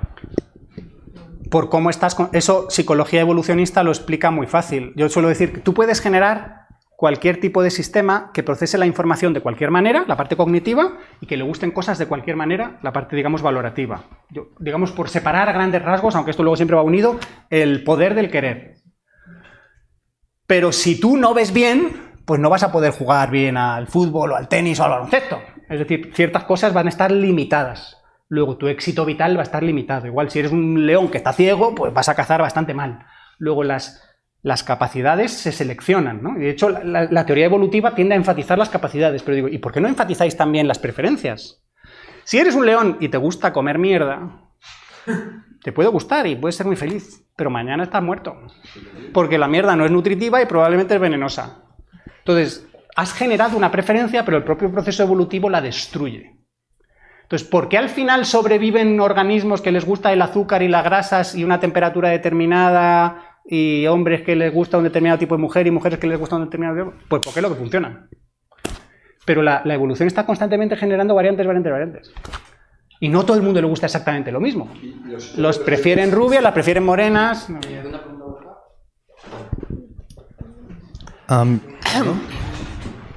All right, I'd like to, if I may, say something in English, referring to your answer to the question, can we decide what we like, and can we decide no, we don't like sugar anymore, and because you said you're so much standing apart from the Austrian tradition, and that's true when it comes to what might be called the Oborn School of Economics, sure. Right? I have here the very first passage from Menger's Principles of Economics. I'm not sure you're aware of it, maybe some are not, so I will read it, just a few lines, where it says, all things are subject to the law of cause and effect. This great principle knows no exception, and we would search in the vain in the realm of experience for an example to the contrary. And then he goes on a few lines further. One's own person, moreover, and any of its states are links in this great universal structure of relationships. It is impossible to conceive of a change of one's person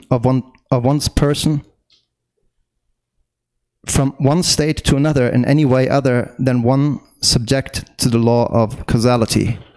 So I think that is pretty much in line with what you say, and proves that there is another and even more original strand of Austrian economics that is not only in contrast to what you say, but pretty much in line with it. Te contesto en español porque sé que lo entiendes y simplemente para... Menger es muy interesante lo que dice, pero en parte está gravemente equivocado. Es decir, cuando todo el mundo dice todo tiene una causa, yo digo no. Es decir, la idea de razón suficiente, el principio de razón suficiente de Leibniz es falso. Porque la mecánica cuántica te lo está diciendo. Hay procesos o fenómenos indeterministas en el universo que no tienen causa, que son aleatorios, que no tienen regularidad, que no tienen un precedente que los haya causado. Y aquí podemos entrar en la discusión ya física de si esta aleatoriedad es real o no, si el mundo en el fondo es totalmente determinista y parece aleatorio, o es puramente aleatorio y parece determinista. Yo suelo decir, me quedo con que es una combinación de ambos, y luego los porcentajes ya los iremos ajustando.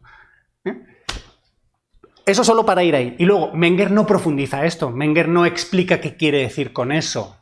Yo lo que he ido es, lo que llamo causas más fundamentales son partículas físicas interaccionando. Esta charla no ha ido de cómo las materias se convierten en materia viva, la idea de autopoiesis, los colectivos autocatalíticos y todo eso, y de cómo eso necesita generar sistemas de control cibernético. Porque eso es como de otra charla como más profunda de biología y cibernética a nivel como más básico. Si os leéis lo que estoy escribiendo de cibernética, eso es lo que ya tengo más hecho, un poco más por ahí, y las otras charlas que he dado de autopoiesis van para allá. Es decir, que no, aunque respeto mucho a Menger, no creo que Menger supiera estas cosas, porque estos son ideas muy finales del siglo XX, ahora comienzos del siglo XXI, que se le están dando vueltas. Era muy difícil en aquel momento que un economista como Menger además supiera física y supiera biología para saber integrar todo eso y supiera ciencias cognitivas. Pero está bien lo que dice de deja de pensar que tu cerebro es una máquina generadora de milagros. Tu cerebro es una máquina que sigue leyes de causa y efecto, aunque tú no lo sepas. Porque todo ese juego está, digamos, operando entre bambalinas en el subconsciente y tú solo ves como los resultados. Aunque si os interesa una crítica a esto, me acabo de leer un libro de un señor que se llama Nick Chatter, que se llama The Mind is Flat, la mente es plana, que dice que toda la ilusión de profundidad y tal, no, en el fondo la mente lo que hace es constantemente se está inventando cosas y es muy creativa y da una apariencia de profundidad. Me parece un pensador original, pero no me lo tomo del todo, como que destruya todo lo demás, sobre todo porque no se dedica a criticar ninguno de los...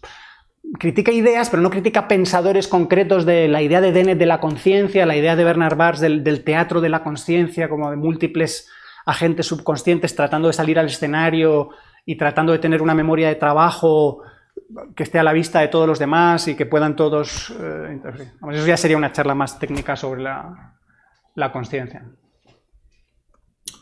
¿Me toca a mí? Bueno, en primer lugar, gracias por tu charla. Yo es que estoy tan de acuerdo contigo que no puedo ser ni polémico. Quiero decir, yo también he leído a Dennett, me sé lo de las criaturas skinnerianas, las criaturas gregorianas, etcétera, etcétera, etcétera. Es que tu charla ni siquiera, te digo, es que ni siquiera es polémica. Cualquier persona, no sé si sabes que lo que separó a Darwin de Wallace fue que Wallace llegó a escribir una puñetera frase muy cortita que decía: la evolución ha creado un órgano por encima de las necesidades de su poseedor, refiriéndose al cerebro, ¿no? Entonces, recibió la réplica de Darwin en este sentido. Dijo: me temo que con esa frase suya se ha cargado usted nuestra criatura. Nuestra criatura. Es decir, Darwin estaba obsesionado con que se encontrase algún órgano, alguna función, algún elemento biológico que no pudiera explicarse por selección natural. Como Wallace, que también llegó a la teoría de la evolución mucho más tarde que él, pero bueno, llegó también a la teoría de la evolución, quiso poner el cerebro humano y sus potencialidades al margen de la evolución, viendo seguramente ahí el dedo de Dios, voy a decirlo así. Darwin dijo: no, hasta aquí hemos llegado. No, lo siento, somos muy amigos, pero yo esto no lo firmo. O sea, no atentes contra nuestra criatura, lo dijo así en plural. Es que no puede ser de otra manera que si uno es evolucionista, si uno entiende la evolución, no puede más que comprender que tiene que haber una graduación, por muy leve que sea, muy continuo que sea, entre el mecanismo de reacción de un muelle, que es una cosa puramente física, y yo lo estiro y al final se contrae si lo suelto, ¿vale? Decimos, hay materiales con memoria, y decimos que el muelle tiene memoria, sí, se acuerda de cómo estaba antes de estirarlo. Bueno, pues ya está, habla con esa metáfora. Pero es evidente que entre la mera reaccionariedad de un cuerpo inerte, si me empujan es que me caigo, no es que yo me quiera caer, es que me han empujado, y me caigo porque soy una cosa física, no es que yo me quiera caer, ¿no? Y digamos, la sensibilidad más rudimentaria del paramecio, que puede incluso enseñarle a traer, o sea, que donde hay luz hay comida. No sé si sabes que por inyección puedes pasar ese conocimiento de un paramecio a otro. Si le has enseñado a un paramecio eso, que donde hay luz hay comida, y le extraes citoplasma, y si lo inyectas a otro, el otro se va donde hay comida. Solo puede haber una graduación. Yo estoy totalmente de acuerdo contigo, es decir, que soy totalmente dennettiano en eso. O sea, por supuesto que para nosotros la conciencia sigue siendo un misterio, pero no un milagro. Una cosa es que tú no sepas ahora explicar algo, y otra cosa es que nunca jamás se podrá explicar. Bueno, eso son cosas muy distintas, ¿vale? Estoy muy de acuerdo contigo. Y una cosa es, si esto no lo asimiláis... Primero, gracias por lo que has dicho, de que todo lo que he dicho es como obvio. Para mí sí lo es. A mí a veces me da miedo decir, cuando le explicas las cosas a la gente de tal manera que son obvias, pueden pasar dos cosas. Una es que no las valore porque son demasiado obvias. Entonces, aquello de que los filósofos escriben muy complicado y para que no les entiendan en plan para parecer profundo y para distanciarse de los demás, en plan, yo es que sé todo esto. Yo todo el esfuerzo intelectual de mi vida es todo lo contrario. Cargarme a todos los charlatanes que escriben complicado porque ellos no se lo saben. Con el escándalo Socal, me imagino, ¿no? Cosas de esas, sí. Y luego también avisarle a la gente que yo sea capaz de explicarte esto así es quizá por 20 años de trabajo. Yo puedo haber empezado a leer cosas de estas hace 25 años. Y hace 25 años yo no te podía dar esta charla así. Podía darte una versión y cada año siento que la puedo dar más integrada. Y cuando me he puesto a trabajar en cibernética he aprendido yo cosas de cibernética pues que antes no se me habían ocurrido, que tienes que pensar y vas así. Pero no penséis, coño, me has contado. Mis charlas tienen una característica, ya lo sé, hay gente, toda la gente que da consejos de cómo dar charlas dice, cuéntale 3 cosas a tu audiencia, 3, el resto todo chistes y anécdotas. Mis charlas son todo lo contrario, yo trato de contar algún chiste y alguna anécdota, pero es idea, para que tengáis un huevo de argumentos y para que veáis que todo está consolidado, que no intento no dejarme ningún, que no digo, uy, no he hablado de esto porque no me lo sé, o no he hablado de esto para que no lo miréis. Ahora, si creéis... Hombre, a mí me cabrearía decir, os explico esto y mañana ya os lo sabéis, yo me cogería un cabreo y decir, a mí me ha costado 25 años y gracias a que yo os lo explico vosotros no lo sabéis, digo, tengo que empezar a cobrar por esto. Pero mucho. Es normal que todo esto digáis, mañana se os haya olvidado. Pues para eso está la grabación o las lecturas. A ver si saco más o menos los contenidos de esta charla. Tengo ya 2/3, me falta acabar y poneros recomendaciones de lecturas y cosas así. Y verlo. Si nos pasa a los autores, podemos ponerlo en el vídeo luego. No sé cuándo lo tendré listo, pero vamos. Sí. De todas maneras, es que ya os digo, este tema...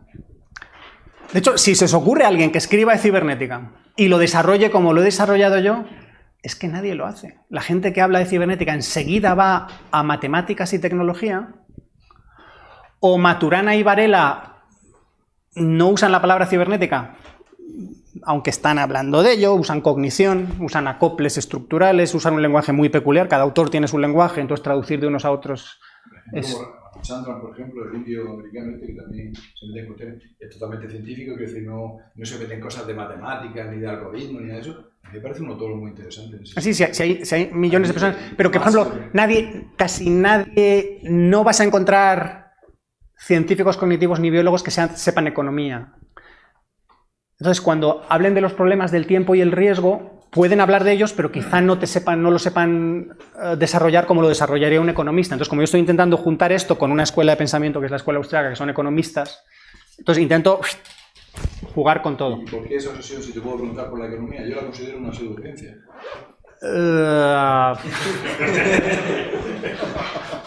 Los científicos te dirán que la filosofía es bueno. Antes era, pero... Es simplemente la tradición de aquí. La escuela austríaca tiene muchas cosas valiosas en el sentido de que es evolucionista, es cognitiva en muchos aspectos. No he mencionado al pensador que es más evolucionista y cognitivo, que es Hayek, Friedrich Hayek, porque he partido de Mises para que veáis lo que tú has dicho, la versión del Auburn y el Mises Institute, que son los más puristas y más cerrados a otras ideas. Hayek es uno de los padres de la inteligencia artificial, no de la inteligencia artificial, pero sí de la ciencia cognitiva. Él empieza a escribir en los 70 que el cerebro es un ordenador, no le llama así, pero dice el cerebro es un detector de patrones. Y dedica 300, 400 páginas a algo que hoy es obvio. Pero entonces él lo plantea humildemente como una hipótesis. El cerebro es un detector de patrones. Entonces hoy cansa horrores leerlo y dices, esto es obvio, siguiente página, cuéntame otra cosa.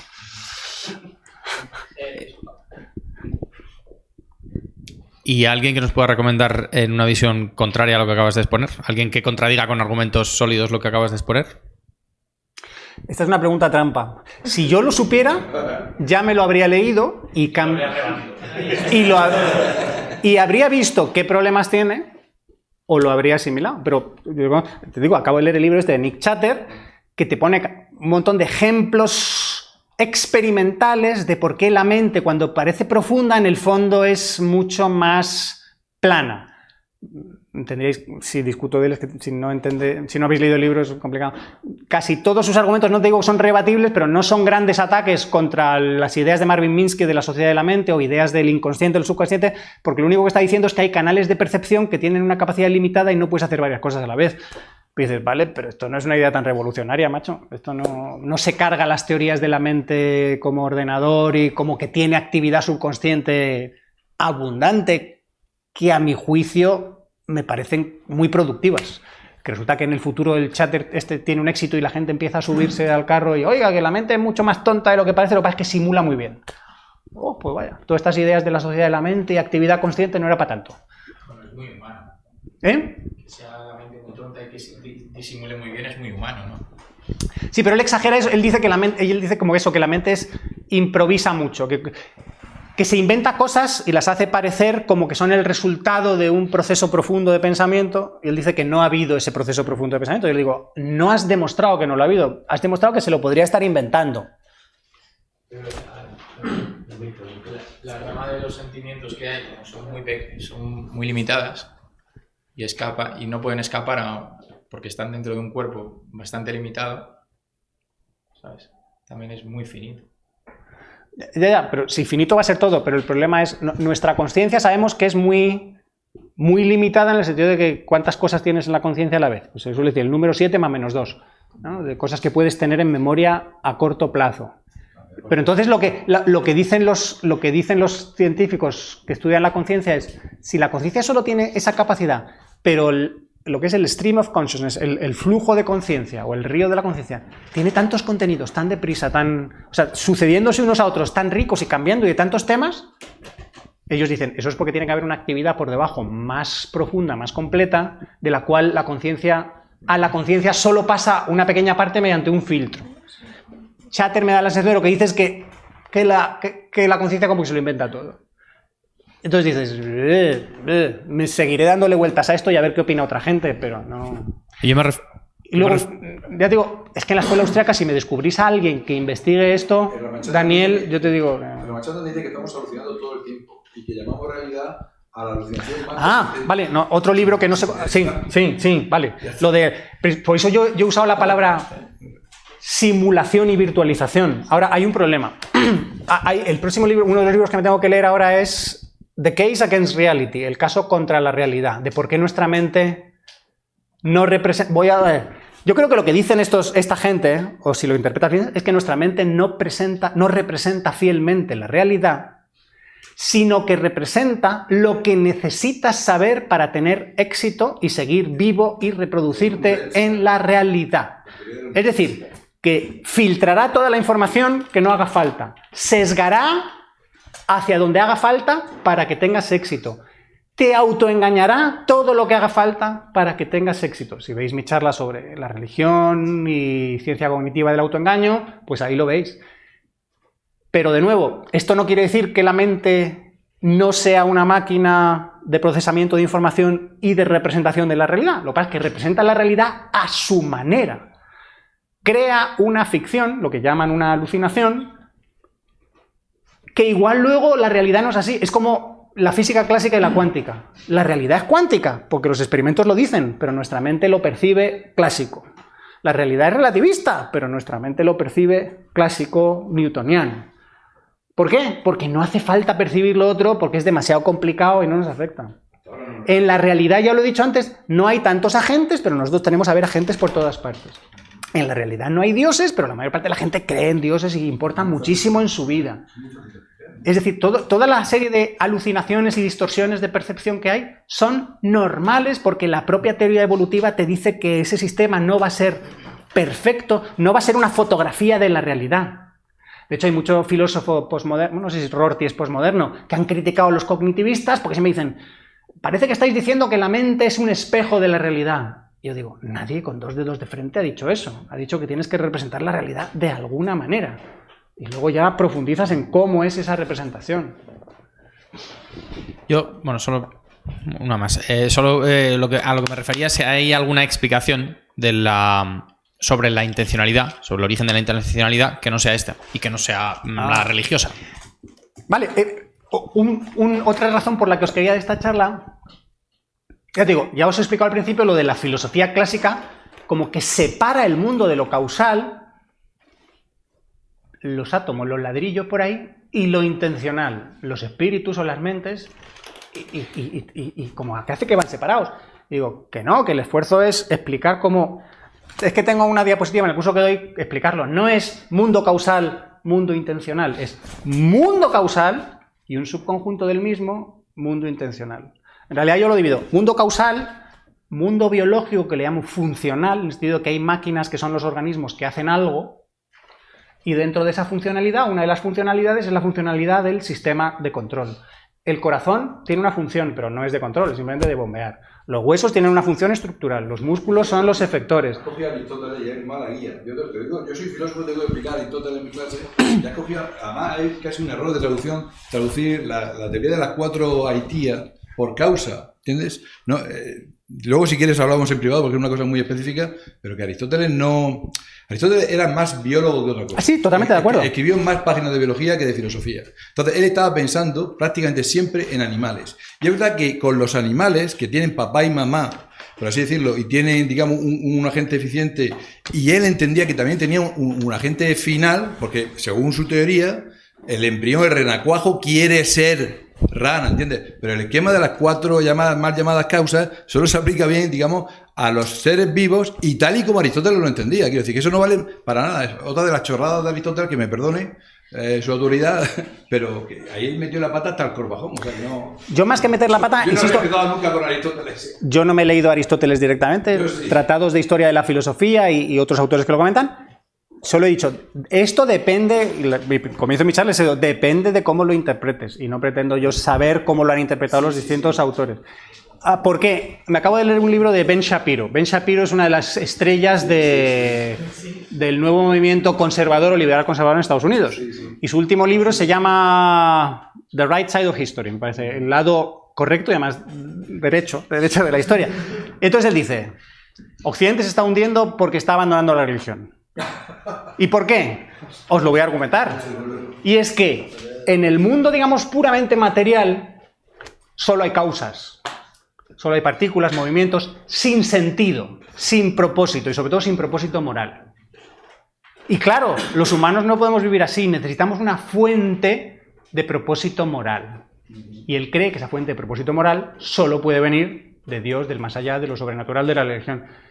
Y yo digo, este es el típico ejemplo de tío que no se ha enterado de nada y que sigue en pensamiento filosófico que llamo inútil de estos son ámbitos separados.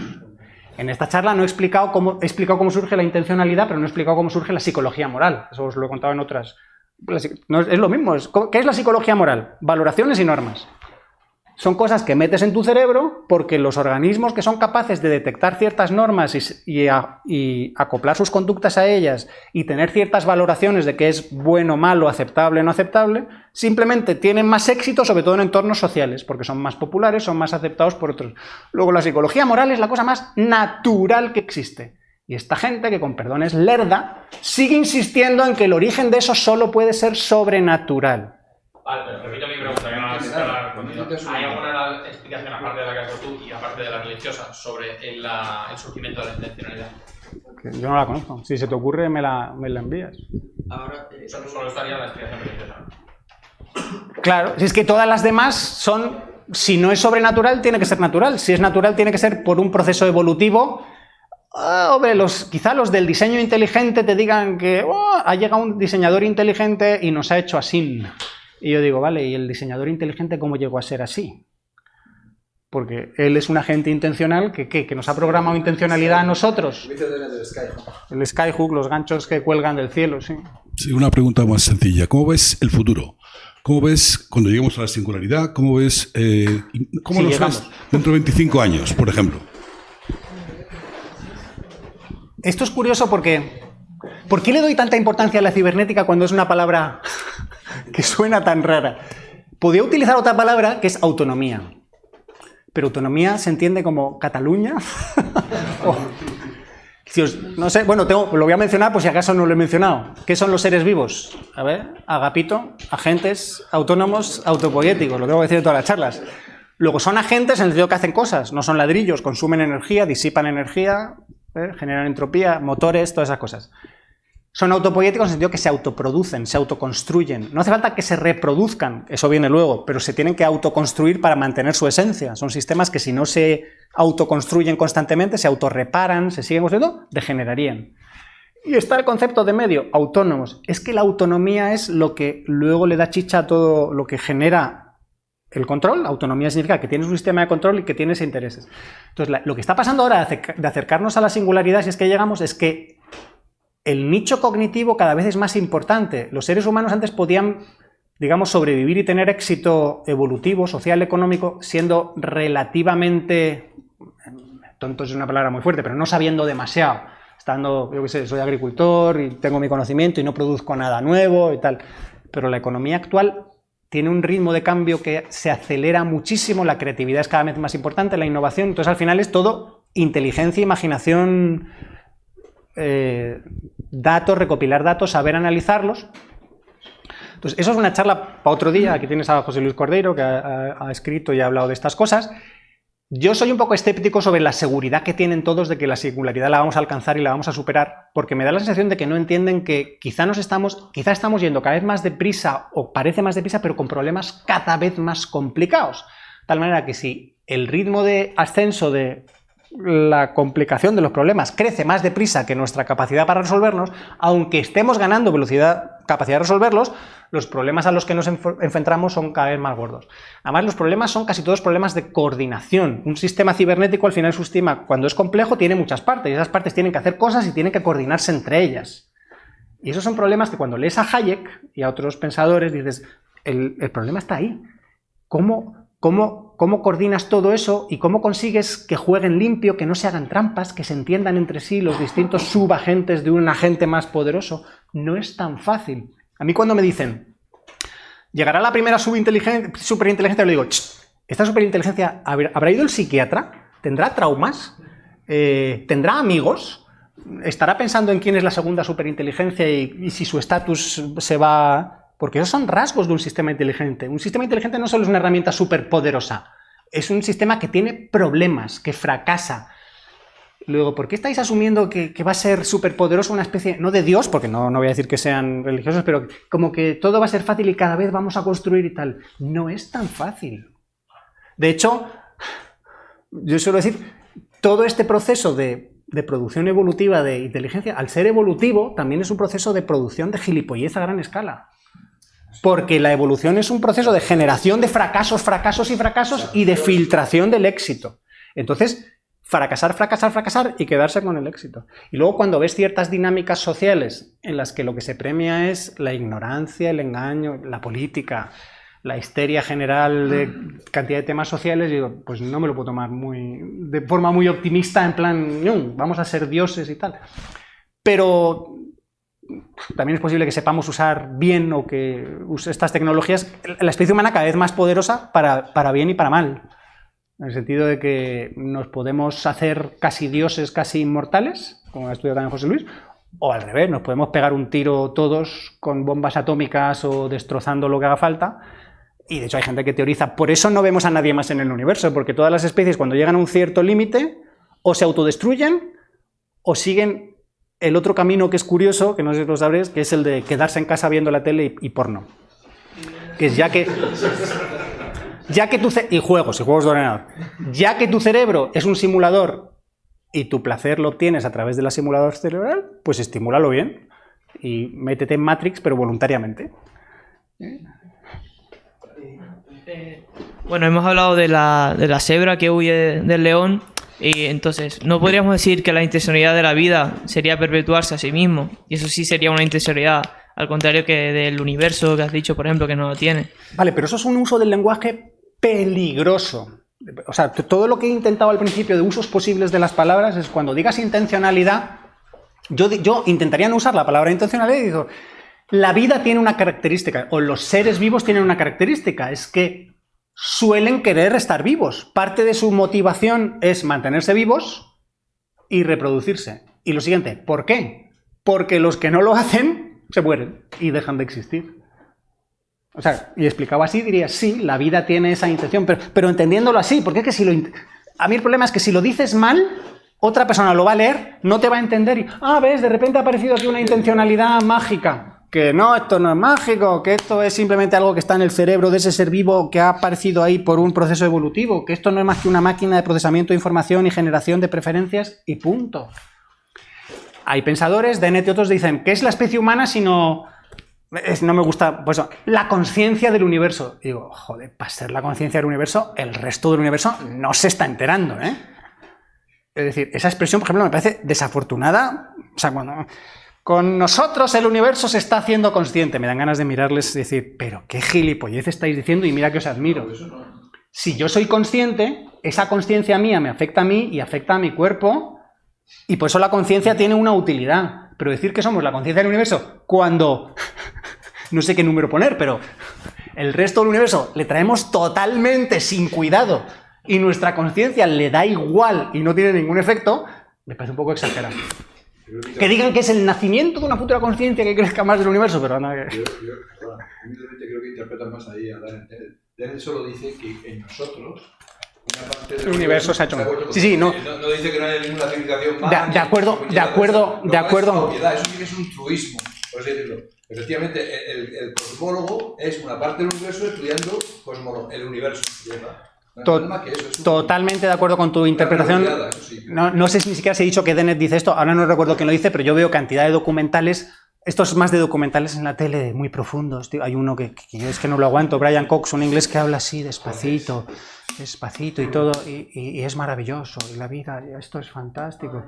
Yo cada vez que me empiezan a decir lo fantástico que es algo así, encima, bueno, y son el típico de gente que tiene que añadirte algo. Oh, el universo se está haciendo consciente. Yo, venga, ya, que alguien le tire algo a la cabeza para que se calle o para que hable más deprisa. Perdona, aquí solo intento provocar un poco. Has dicho también que la conciencia tiene una utilidad. ¿Tendría una utilidad para nosotros conseguir que robots o otros entes tengan conciencia? Gran pregunta. El problema es que si tienen conciencia tendrán intereses. Si tienen intereses probablemente no tienen por qué estar alineados con los nuestros. Entonces este es el problema principal de la superinteligencia, es lo de la alineación de los valores. Si tú vas a programar una máquina inteligente, más vale que quiera cuidarte. Las 3 leyes de la robótica de Asimov y esas cosas.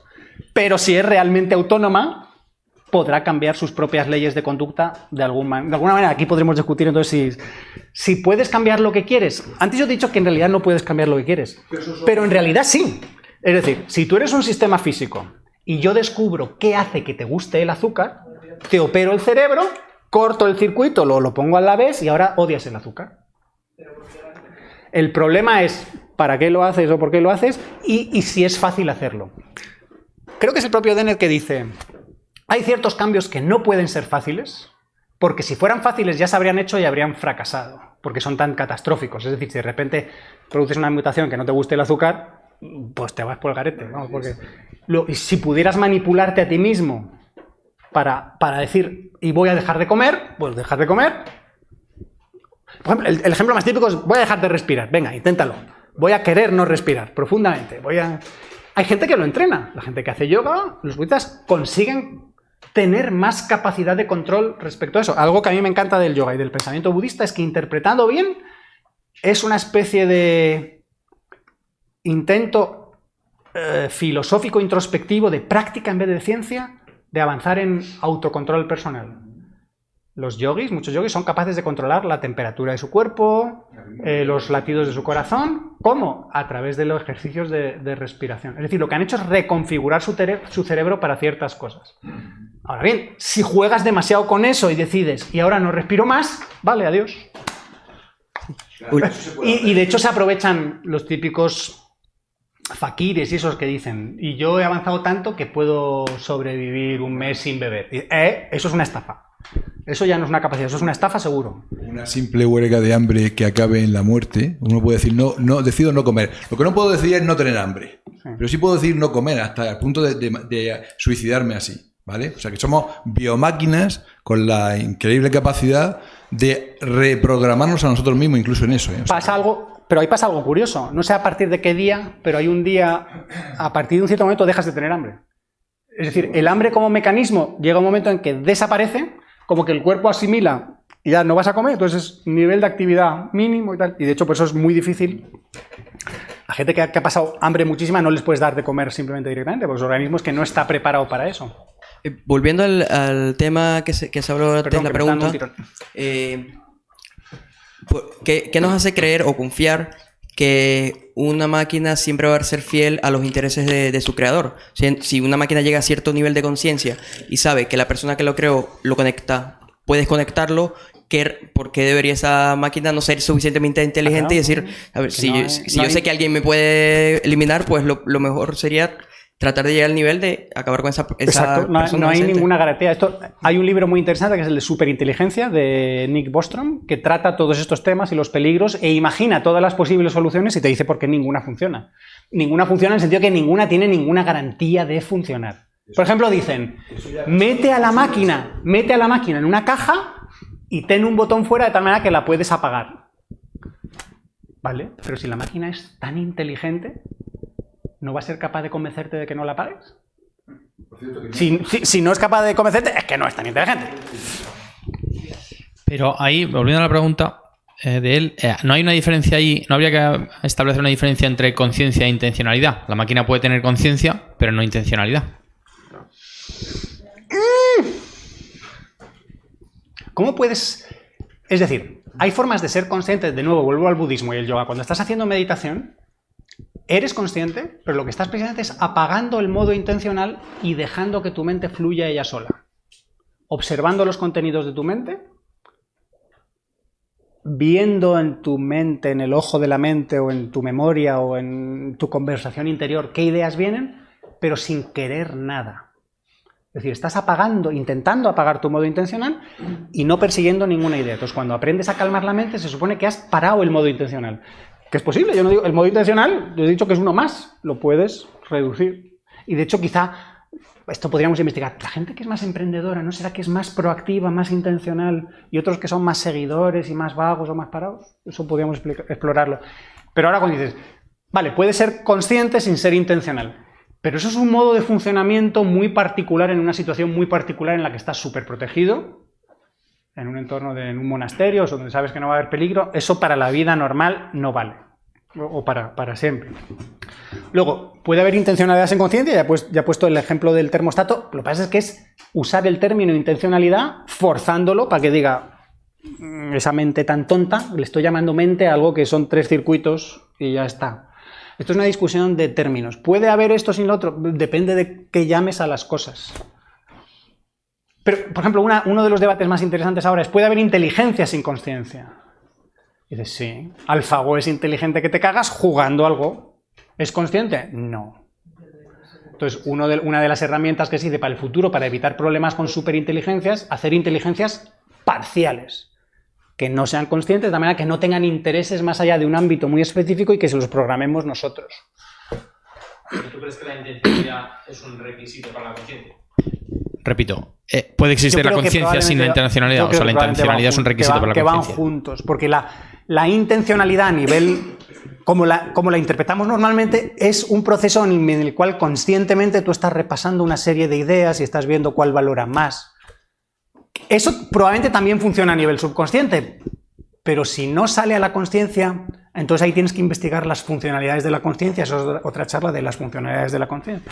¿Por qué cognitivamente un sistema consciente es distinto de un sistema no consciente? La consciencia sirve como una especie de radio comunicadora que le cuenta al resto de agentes de la sociedad de la mente todo, que les hace un resumen, que les supervisa. Sin consciencia, ese sistema funcionaría de otra manera.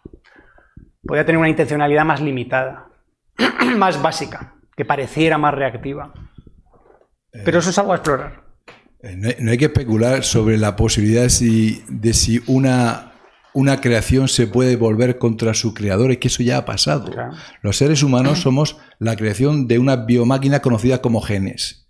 Y nosotros hemos ya craqueado el código genético. El mero hecho de ponerse un condón y no querer reproducirse demuestra que la máquina creada por los genes está actuando en contra de los intereses de esos genes, que son los de la masi autopropagación. Sí, eso ya ha pasado. O sea, no es necesario ni siquiera teorizar sobre qué pasaría si los robots, como creaciones nuestras, por así decirlo, se podían volver contra nosotros. Es que ya ha pasado. La historia evolutiva de este planeta demuestra que lo creado por las biomáquinas supuestamente más simples, que son los genes, se encapsulan en células, las células se alían en organismos multicelulares. Bueno, pues se ha creado un ser multicelular complejo, tan complejo como nosotros, con un cerebro de la hostia, que puede incluso ir en contra de los genes e incluso redefinirse a sí mismo. O sea, podemos decidir en cierta generación N que la generación N+1 no puede tener un gen determinado porque no le gusta nada. Se prohíbe, por ejemplo, que nazcan niños con ese gen y lo podemos eliminar. Es decir, eso ya ha ocurrido, o está ocurriendo y lo estamos viendo. O sea, que no es necesario teorizar sobre si se puede dar o no se puede dar. Es que ya se ha dado. Entonces, creí que ibas a poner un ejemplo más simple, como que todos los hijos mandan a la mierda a sus padres. Que ese es un ejemplo tramposo, porque normalmente se dice, los padres producen a los hijos. Mentira. Los hijos se autoproducen a partir de 2 células que proceden de sus padres. Pero los padres no son artesanos que crean un hijo. Somos autopoyéticos. Desde el momento en que empieza el cigoto, él empieza a producirse solo. Lo único que hace la madre es protegerlo y alimentarlo. Pero a mí la señora que me atiende en el restaurante no es la que me está produciendo, simplemente me está ayudando a mantenerme. Hay pulpos hembra que producen 200.000 pulpitos y se esperan ahí en la oquedad de la roca y se dejan comer por sus pulpitos. Es decir, lo que importa es el beneficio del gen y no de la madre ni de... O sea, eso te lo discutiré. Tu visión es demasiado gencéntrica, demasiado propia del gen egoísta. Si lees a Maturana, no sé si conoces a Maturana y Varela, esta gente es más de teoría de sistemas más holísticos, es decir, el gen... De nuevo, yo te puedo interpretar el gen como la base de todo o yo te puedo interpretar el gen como una biblioteca de información que usa la célula para construirse a sí mismo. Que obviamente, como cualquier información, lo que suele interesar a la propia célula es que se mantenga y explorar nuevos caminos.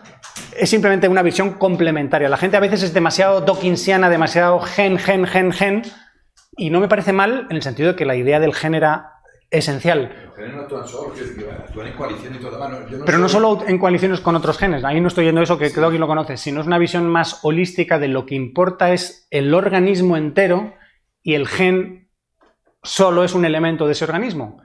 El gen sin el organismo no puede existir. O sea, la idea esa de que el origen de la vida está en moléculas autorreplicantes ellas solas es probablemente falsa. Y el origen de la vida probablemente está en colectivos autocatalíticos que originalmente no tenían una memoria centralizada, pero parte de ellos se especializó en memoria. De eso, si lees a Terence Deacon, no sé si la idea es original de él, te dice que el ARN probablemente antes de ser fuente de información era simplemente fuente de energía, y las cadenas de ácidos nucleicos existían simplemente como paquetes de galletas de los que se tiraba para obtener energía, antes que información. Lo que pasa es que luego, por cosas de exaptación, esas cadenas, además de para obtener energía, dijeron, coño, si aquí tenemos una cadena, en vez de usar estas letras al azar y nos da igual y solo producen energía, podríamos utilizarlo como información y asociar esto a la cadena de aminoácidos de la proteína.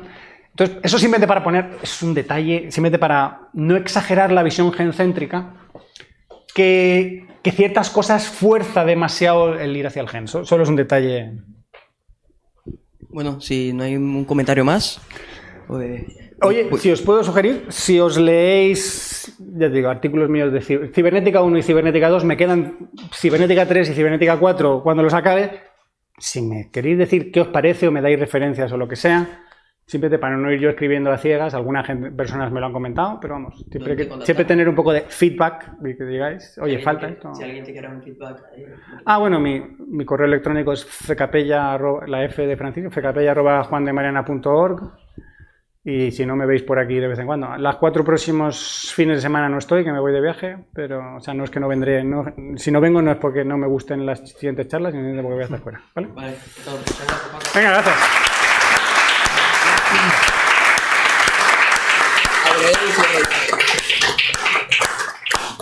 Muchas gracias a los asistentes. Me gustaría decir, la próxima semana tenemos otra actividad que se llama Crítica al movimiento feminista desde la óptica de un psicólogo. Y bueno, luego hay más actividades que podrán ver en nuestro calendario, así todos los sábados hasta cerrar el curso.